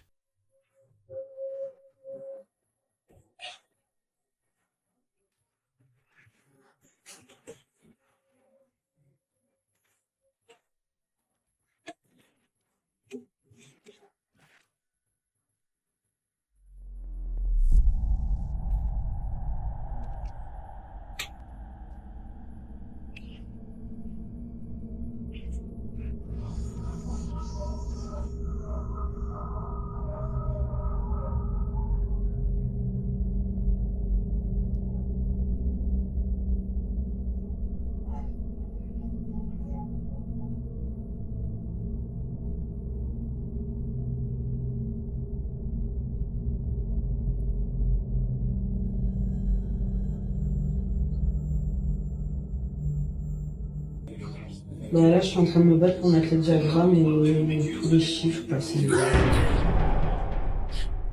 Il faut que mon sommeil puisse partir dans mes rondelles de courant. Je me sers de morceaux de métal pour y arriver.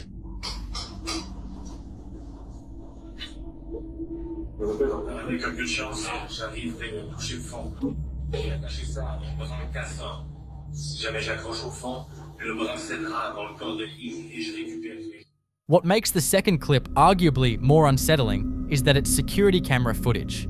Static, ambient, no added sound design. Tristan, in a grey hoodie, walks toward a hallway entrance on the far right of the frame when a faint, semi-transparent figure, child-sized, hovering in the doorway, becomes visible for a few seconds before simply disappearing. Then, a wicker basket launches out of that same hallway with enough force to hit the wall. Many viewers watching this reached for the poltergeist label immediately, and it's easy to see why. Poltergeist activity in paranormal research tends to follow a specific pattern, escalating physical disturbances, objects thrown rather than simply moved, and an energy that seems almost deliberate rather than residual. Skeptics argue the basket could have been rigged, but the apparition appearing just before, it is harder to dismiss that easily. If you've been following cases like this, the child-shaped figure is what the comments couldn't let go of. So what exactly was standing in that doorway, and where did it go?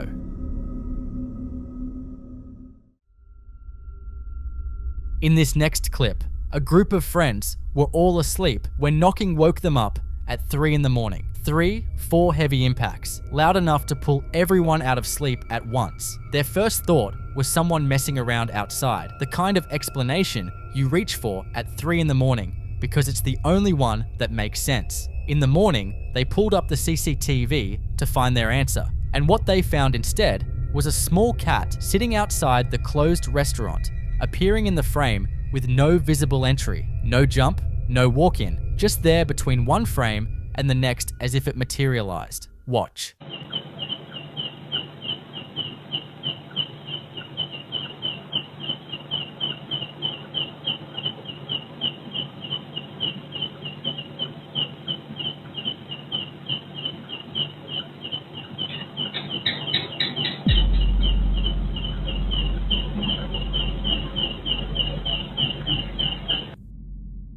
But here's what the poster wants you to pay attention to. Listen carefully for the moment the cat leaves, because not long after it disappears from the frame, the knocking starts again. The cat and the knocking are connected in a way that doesn't have a clean explanation, and the poster notes this isn't an isolated incident, that there has been a presence calling out around this location repeatedly, often enough that they're no longer surprised by it, just unsettled. In many Southeast Asian traditions, cats, particularly ones that appear and disappear without obvious explanation, are believed to carry spiritual significance, sometimes acting as vessels for wandering entities, or as indicators of a presence nearby that the human eye can't directly perceive. 3 knocks at 3 in the morning is a combination that carries weight across multiple traditions, widely associated with a deliberate spiritual provocation. So what do you think? Was that cat carrying something with it, or was it simply drawn to the same spot that something else had already claimed?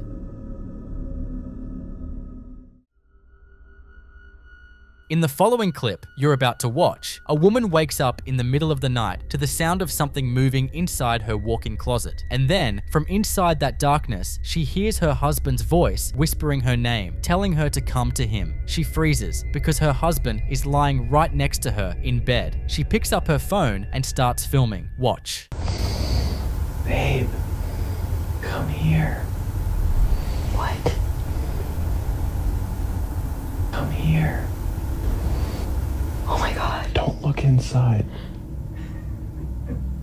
But the detail from the caption is what reframes everything. She notes that her husband seemed almost calm when he heard the voice. Not startled, not confused, almost as if this wasn't the first time. And she hasn't been able to stop sitting with one specific thought since. What if that voice in the closet really was her husband, trying not to alert whoever was lying next to her? In paranormal research, entities that mimic the voices of loved ones to lure people toward isolated spaces are considered among the most deliberately predatory forms of manifestation, patient, calculated, and deeply aware of exactly which voice will make you move without thinking. So what do you think? Was something occupying that bed, or was something in that closet that already knew her husband's voice well enough to use it?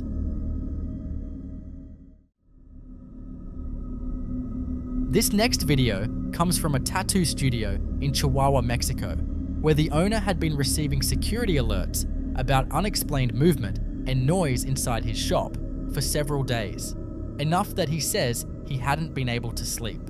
On the night of May 3rd of 2020, he returns to the studio after hours, phone in hand, to show viewers what's been happening. Inside, the room is lined with horror masks, a porcelain doll, and posters. And sitting flat in the middle of the wooden floor is a book titled El Diablo Me Obligó, The Devil Made Me Do It. He jokes about the ghost's creativity in choosing that particular title, then notices the room feels strangely cool despite it being a hot night outside in Chihuahua. He decides to go quiet so the security camera can record. Then his phone's light cuts out completely. Full battery, no explanation. Seconds later, a loud bang echoes through the darkness.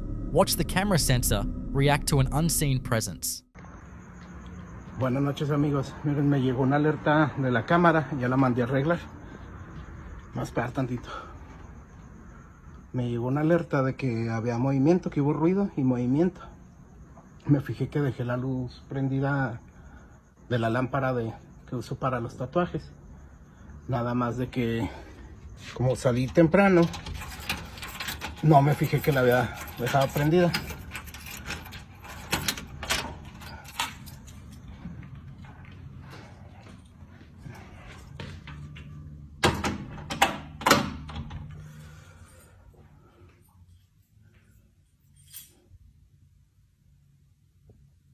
Enfoca.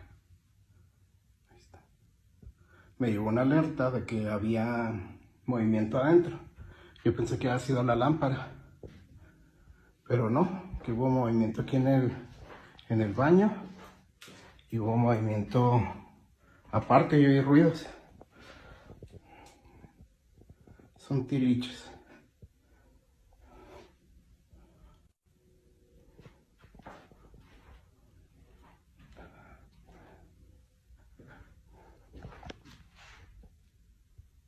Cabrón.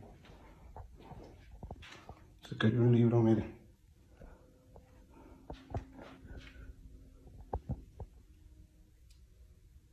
Miren qué título escogió. Creativo, ¿no? El fantasma. Ay, caray. Miren. Está haciendo calor ahorita aquí en Chihuahua. Estuvieron los días frescos, pero ahorita está como sofocadito. Y aquí adentro está como fresco, raro. No sé si hayan prendido el aire o algo, pero se siente la vibra medio rara.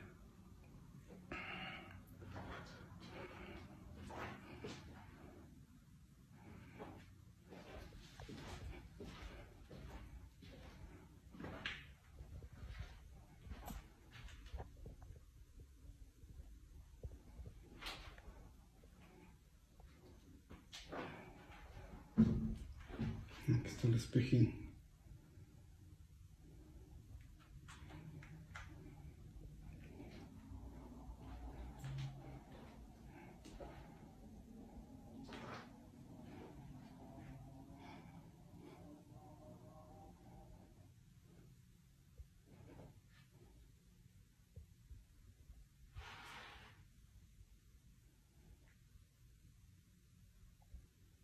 Quiero guardar un poco de silencio, miren, ahí me está grabando la cámara. Okay. Ese fue el flash de mi teléfono. Y eso que sí traigo bastante batería.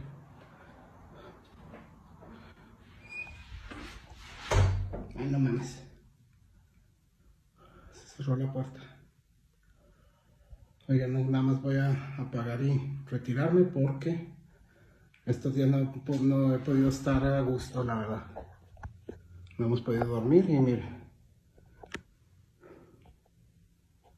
Bueno, nada más quería venirles a enseñar un poquito de lo que pasa aquí en el local y de lo que ha sido... Agarra el perro. De lo que ha seguido sucediendo no ha cambiado mucho, nada más se ha quedado un poco repetitivo, por decirlo así. Bueno, los dejo porque esto se está poniendo mal vibroso aquí adentro. Hasta luego y muchas gracias por ver.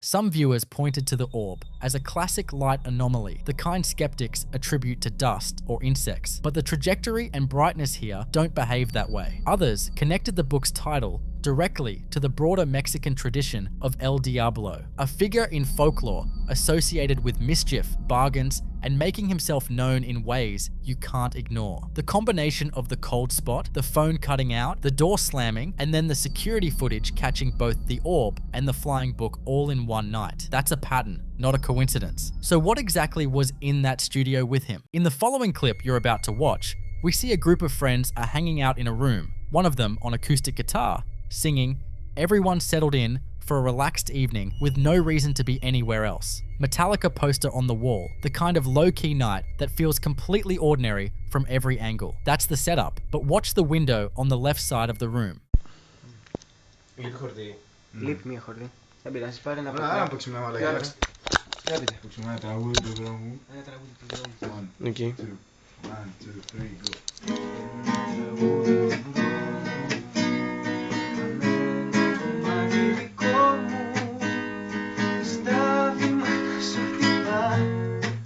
Έλα ρε μαλάκα, πάμε.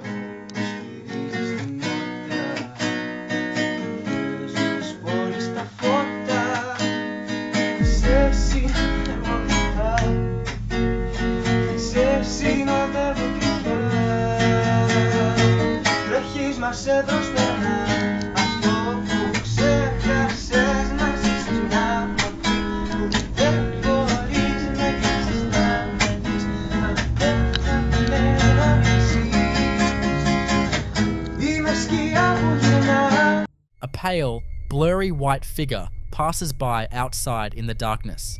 Briefly, just long enough to register. In paranormal research, figures observed through glass, windows, doors, mirrors, occupy a specific and deeply unsettling category because glass has long been considered a liminal surface, a boundary between the interior world and whatever exists outside of it. Cultures across history have treated reflective and transparent surfaces as thresholds, places where the barrier between the living and the dead runs thin enough for something to press through. A pale figure standing just outside a window at night, still enough to watch, close enough to see, that isn't just a jump scare. That's something positioning itself at exactly the kind of boundary it would need to be at. So what do you think? Is there something on the other side of that glass?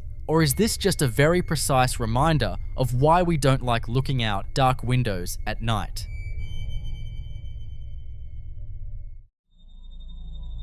In this next clip, a teenager is standing on a dark, unlit path at night, surrounded by dense foliage, speaking directly into his phone with a worried expression. The kind of look you get when something already feels off before you can explain exactly why. He'd been out late, filming on his own, and according to what he says, he'd just received a call and was trying to explain the situation to someone he calls Brother Han. His voice already edging toward panic even in those opening seconds. Watch. Tembak kita masuk, oi. Lelet tadi hosio, ada tuh menelpon.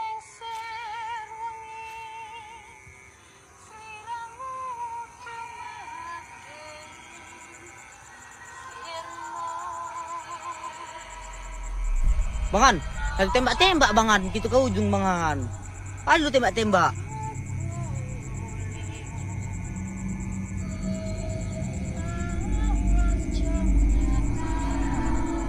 Right there, in the deep darkness behind him, a tall, slender, pale, humanoid figure stands completely still on the path, barely visible without the highlight pointing it out. But once you see it, it's impossible to look past. The teenager himself seems to sense something, turning and scanning the darkness, even raising a second phone toward the figure as if to capture it more clearly. But he never fully sees what's already standing just feet away. Some viewers who follow similar cases from Southeast Asia immediately recognized the description, tall, pale, unmoving, and connected it to what Indonesian folklore calls a pokong, a spirit of the dead said to appear as a white shrouded figure bound at the feet and unable to rest until certain burial rites are completed. Others think it's simply someone standing on the path at night, but that explanation gets harder to hold onto when you consider how still it stands and how fast his panic escalates. The second clip follows a man in a cemetery at night, visibly shaken before he's even said a word, standing among green-tiled graves with the darkness pressing in from every direction. Take a look. Apa challenge? Bisa, ini dekat, kan violet.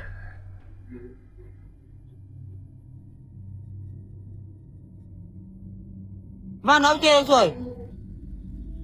Ini aku cek. Kalau kau begitu hidup yang seru nih, cek. Kau bilang seru nih, cek.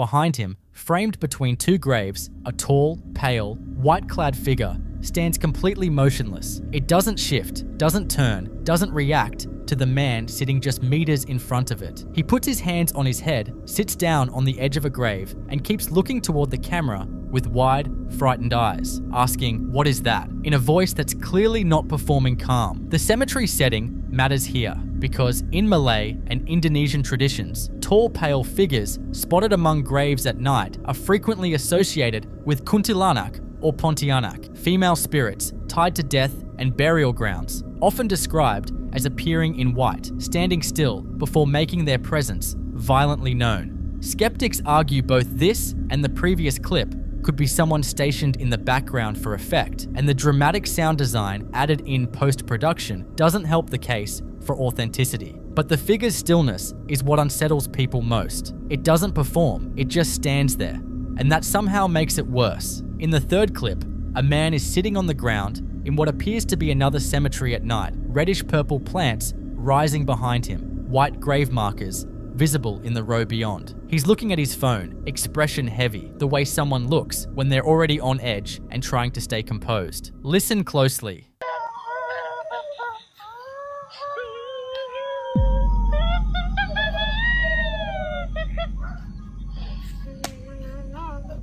Banyak nyamuk, oi.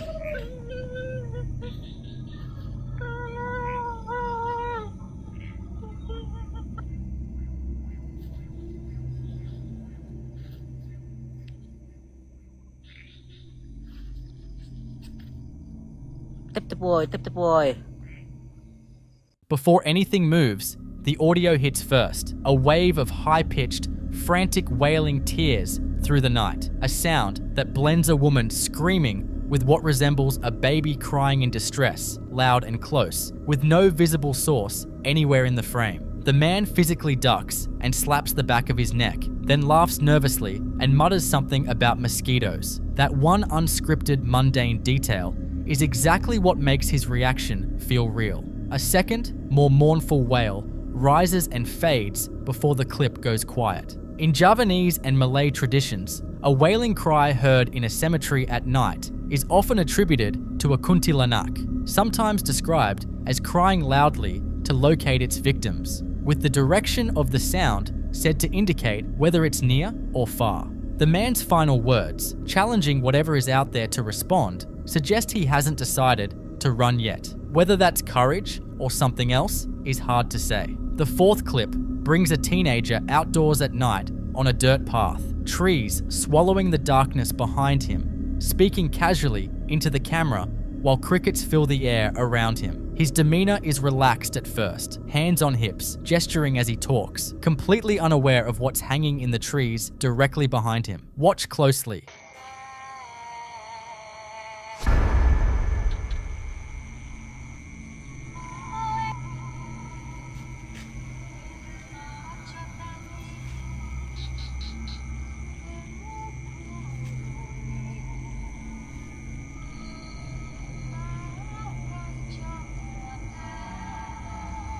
Pak Nandu.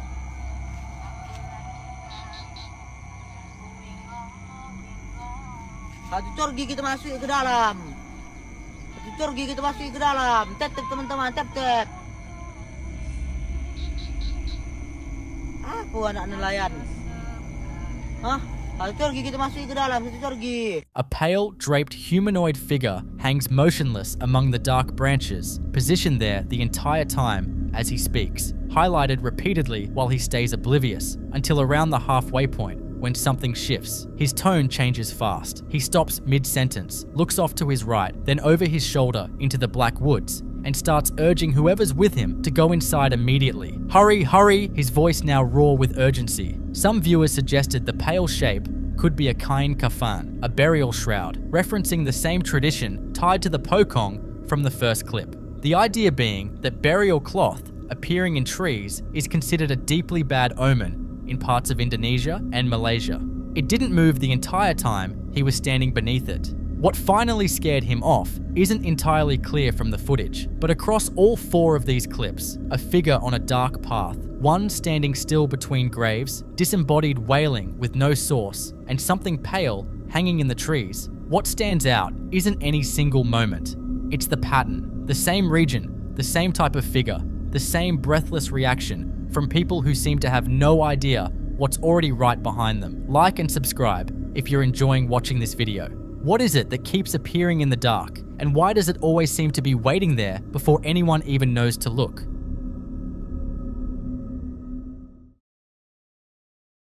The following footage was captured by a home security camera system, the same YE brand setup installed throughout what appears to be a family home, covering both the dining area and the living room. No one was inside at the time, or at least no one visible. The first clip comes from the kitchen and dining space, a well-lit room with a baby-high chair sitting in the walkway, wine glasses hanging on the wall, and the kind of ordinary domestic detail that makes what was caught on the microphone all the more unsettling. Listen closely.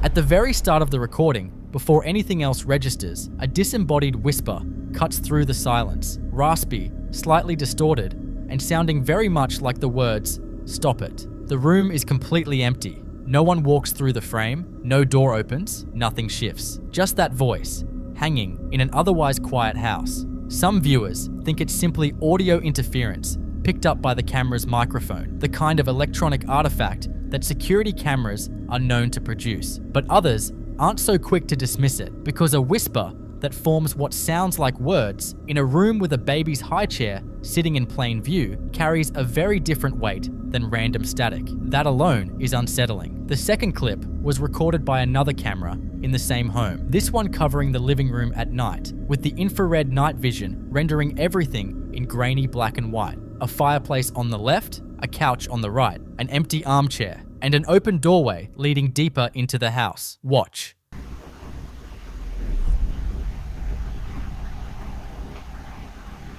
A wispy, semi-transparent anomaly materializes near the ceiling above the couch, cloud-like and pale against the dark room. And within a single second, it travels from right to left across the upper portion of the space before vanishing entirely. Skeptics point to insects near the lens as a possible explanation, and that's a fair argument given how infrared cameras can amplify small objects into something that looks far stranger than it is. But the shape and the speed of it are hard to fully account for that way. Some believe what the camera caught was a residual energy moving through the space, the kind of presence that doesn't interact, doesn't respond, just drifts through a room it may have always considered its own. And with that whisper still echoing from the other room, the question isn't just what was seen, it's whether anything in that house was ever truly alone.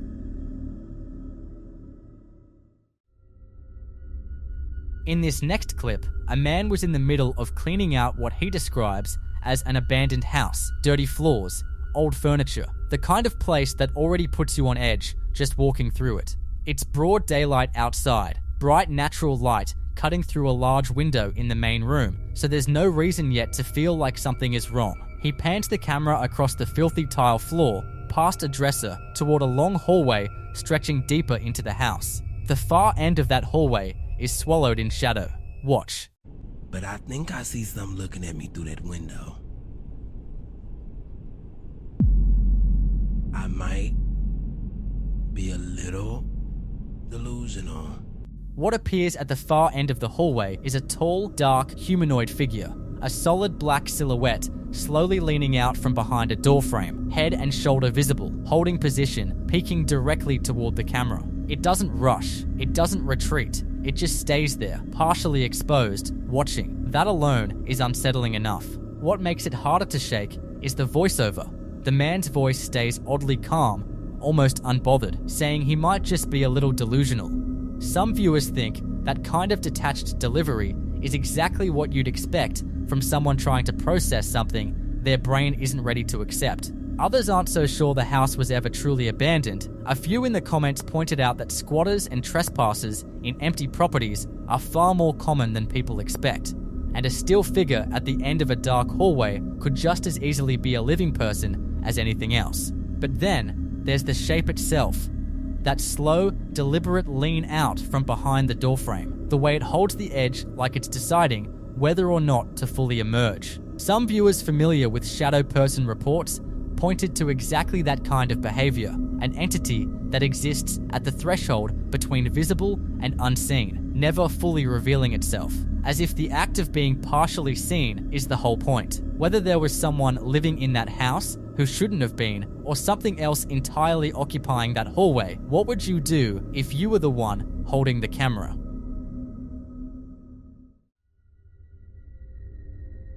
In this next sequence, we follow a creator named Ryan, who has been dealing with an increasingly exhausting and persistent situation inside his home. For quite some time, he has frequently reported hearing his own name whispered in empty rooms, usually when he is completely alone and going about his daily routine. While working in his workshop and having a casual phone conversation with his aunt, his camera happens to catch a clear, clean audio recording of this exact phenomenon. If you listen closely toward the end of this first clip, a distinct, disembodied voice can be heard whispering a direct message. "I'm sorry, Ryan, it's me." What you're about to see just happened like an hour ago.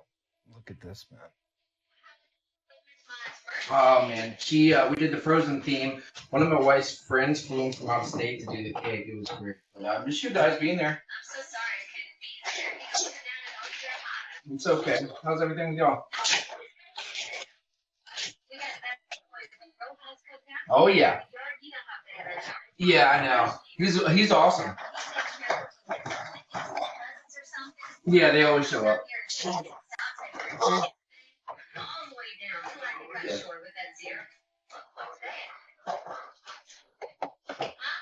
I don't know. There's something that's been happening. No one is over here. I don't know if that's.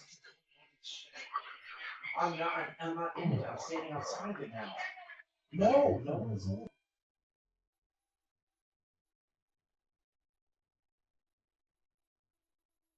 Hey, come on, man. Please. I can't keep dealing with this, bro. Come on, man.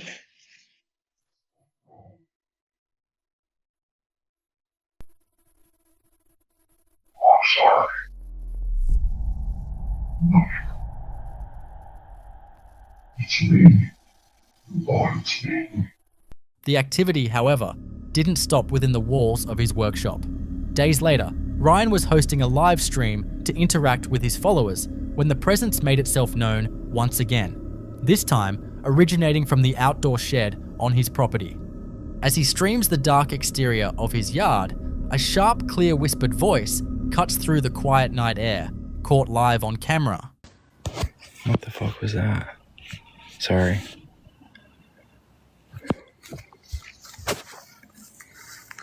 Dude. Hold on.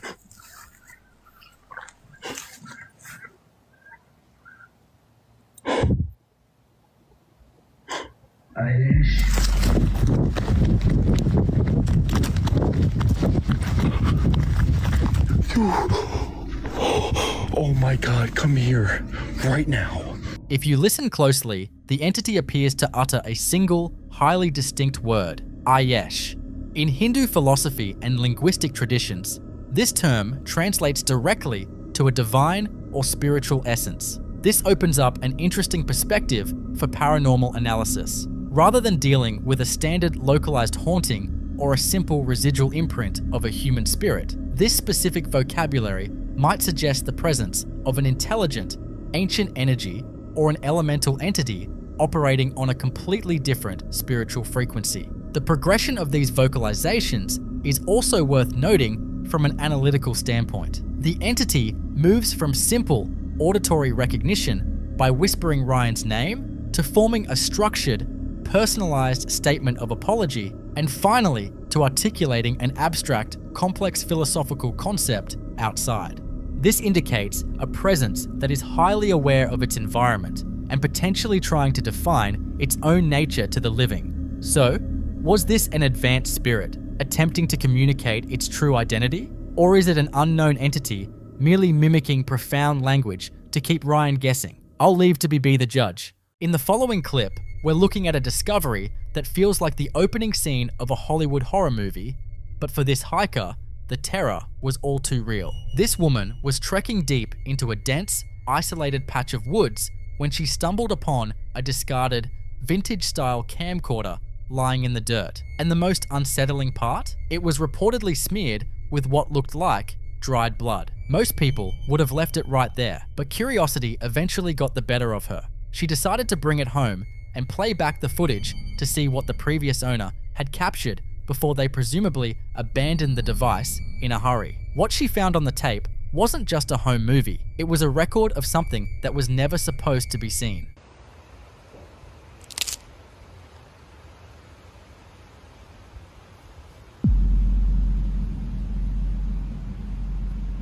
As the camera pans across the thick, tangled tree line, you can see a tall, dark, human-shaped silhouette peeking out from behind a massive trunk. It's only visible for a split second, but the moment the lens locks onto it, the figure retreats into the shadows with a fluid, almost mechanical speed that no human could replicate. In paranormal circles, this is often labeled as a watcher, an entity that acts as a territorial spirit, guarding a specific location. The woman probably walked away thinking that the woods were the anchor, and that as long as she stayed off that particular trail and never went back, she'd be in the clear. She likely figured the camera was just a creepy souvenir of a place she'd never visit again. But boy, was she wrong. It turns out that when you bring a haunted object into your home, you aren't just bringing back a story, you're effectively inviting a guest that doesn't need a second invitation to stay. Back within the supposed safety of her own four walls, the reality of what she found in those woods began to settle in with a heavy, suffocating weight. She began to feel a relentless, aggressive energy that seemed determined to make its presence known at all hours of the night. It started with small things, items being slightly out of place, a door left ajar, but it quickly escalated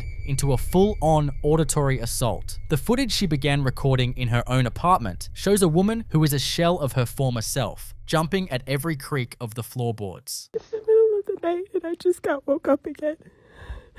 It's coming for me. It's in my house. noises are coming from the kitchen. Listen.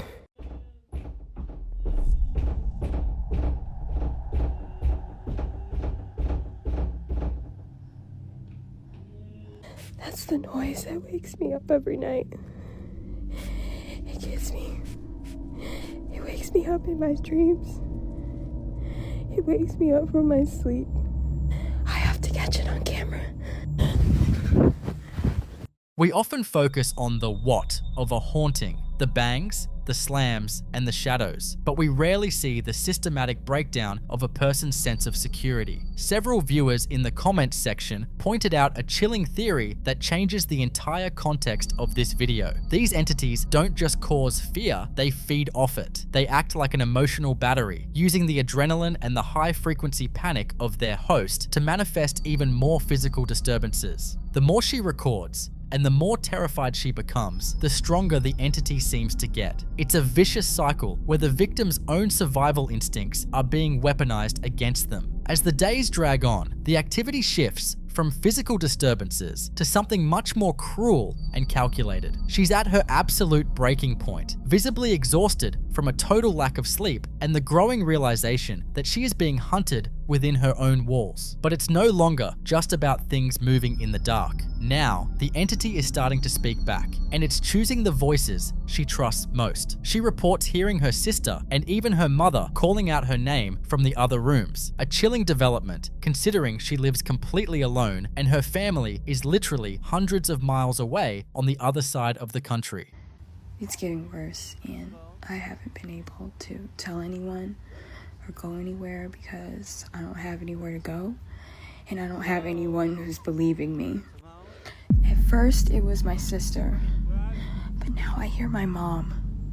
And she doesn't live here. She lives on the other side of the country, and I just called her, and she's in her own home. She's not here right now. So who is that? I've gone through the whole entire apartment. There is no one else here but me. No one else.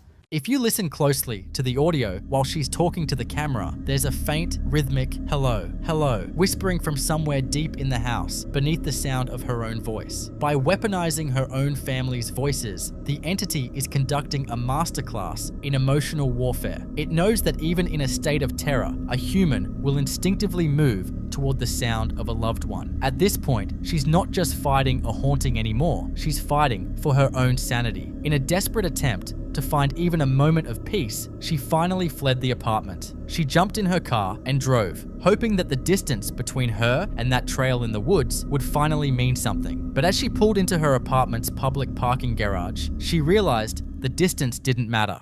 I was just walking out of my apartment, and look. Do you see that? You see that shadow? It's following me.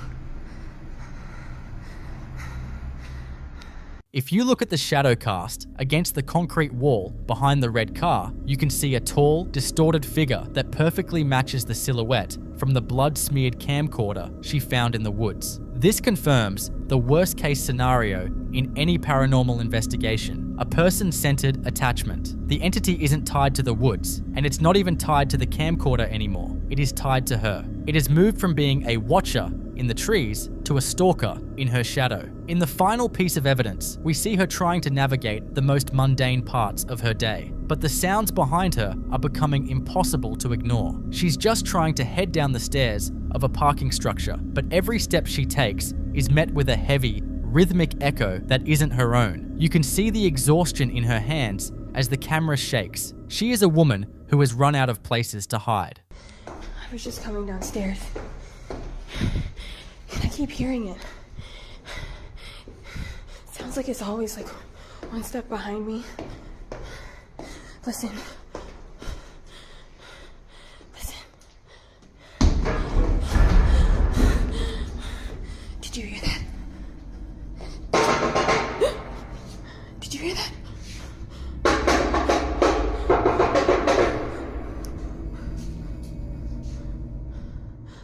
According to paranormal experts, what we might be seeing here is a demonic attachment or a high-level shadow entity. Unlike a typical residual ghost that repeats the same actions over and over, these entities are predatory and intelligent. They use an initial point of curiosity, like picking up a discarded camera, as a legal invitation to latch onto a person's energetic field. Once that bond is formed, it's incredibly difficult to break because the entity is no longer powered by the object. It's powered by the victim's recognition of its presence. In a final, desperate attempt to end the nightmare, she reportedly returned to the woods and left the blood-smeared camcorder exactly where she found it, hoping that returning the anchor would keep the entity there. But the activity hasn't stopped. Whatever followed her out of those trees has no intention of going back to the dirt. It has a new home now. So what do you think? Is there any way to break a bond that transcends physical boundaries? Or are some attachments simply permanent? And more importantly, what would you do if you were in her shoes?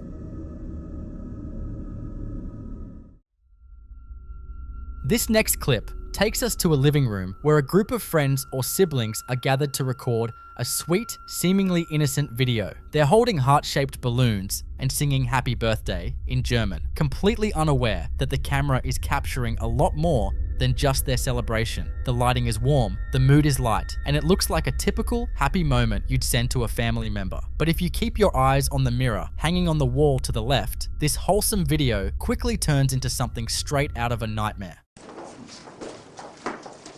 1, 2, 3, 4. Zum Geburtstag viel Glück. Zum Geburtstag viel Glück. Zum Geburtstag alles Gute. Zum Geburtstag viel Glück. Alles Liebe zum Geburtstag, Mama.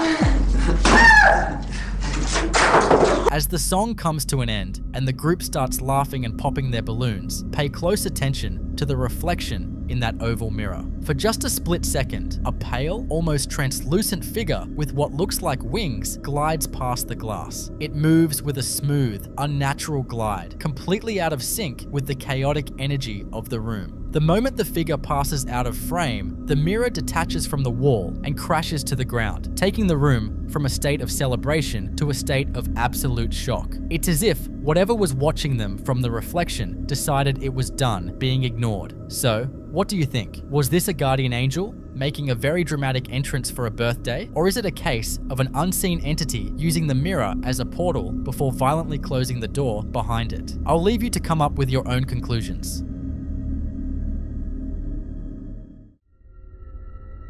In this next clip, we're taken back to 2016, inside the decaying hallways of the Central State Sanatorium in Indiana. A group of friends was exploring the abandoned site, looking for thrills, but finding nothing but empty rooms and a heavy, oppressive silence. At least, that's what they thought at the time. They didn't notice anything out of the ordinary during the actual investigation and only realized something was wrong once they got home. It wasn't until they played the footage back on an old speaker that they heard a voice that definitely didn't belong to anyone in their group, proving that they weren't as alone in those dark corridors as they believed. Is that blood? Is anybody here with us? You can talk. We're here to listen.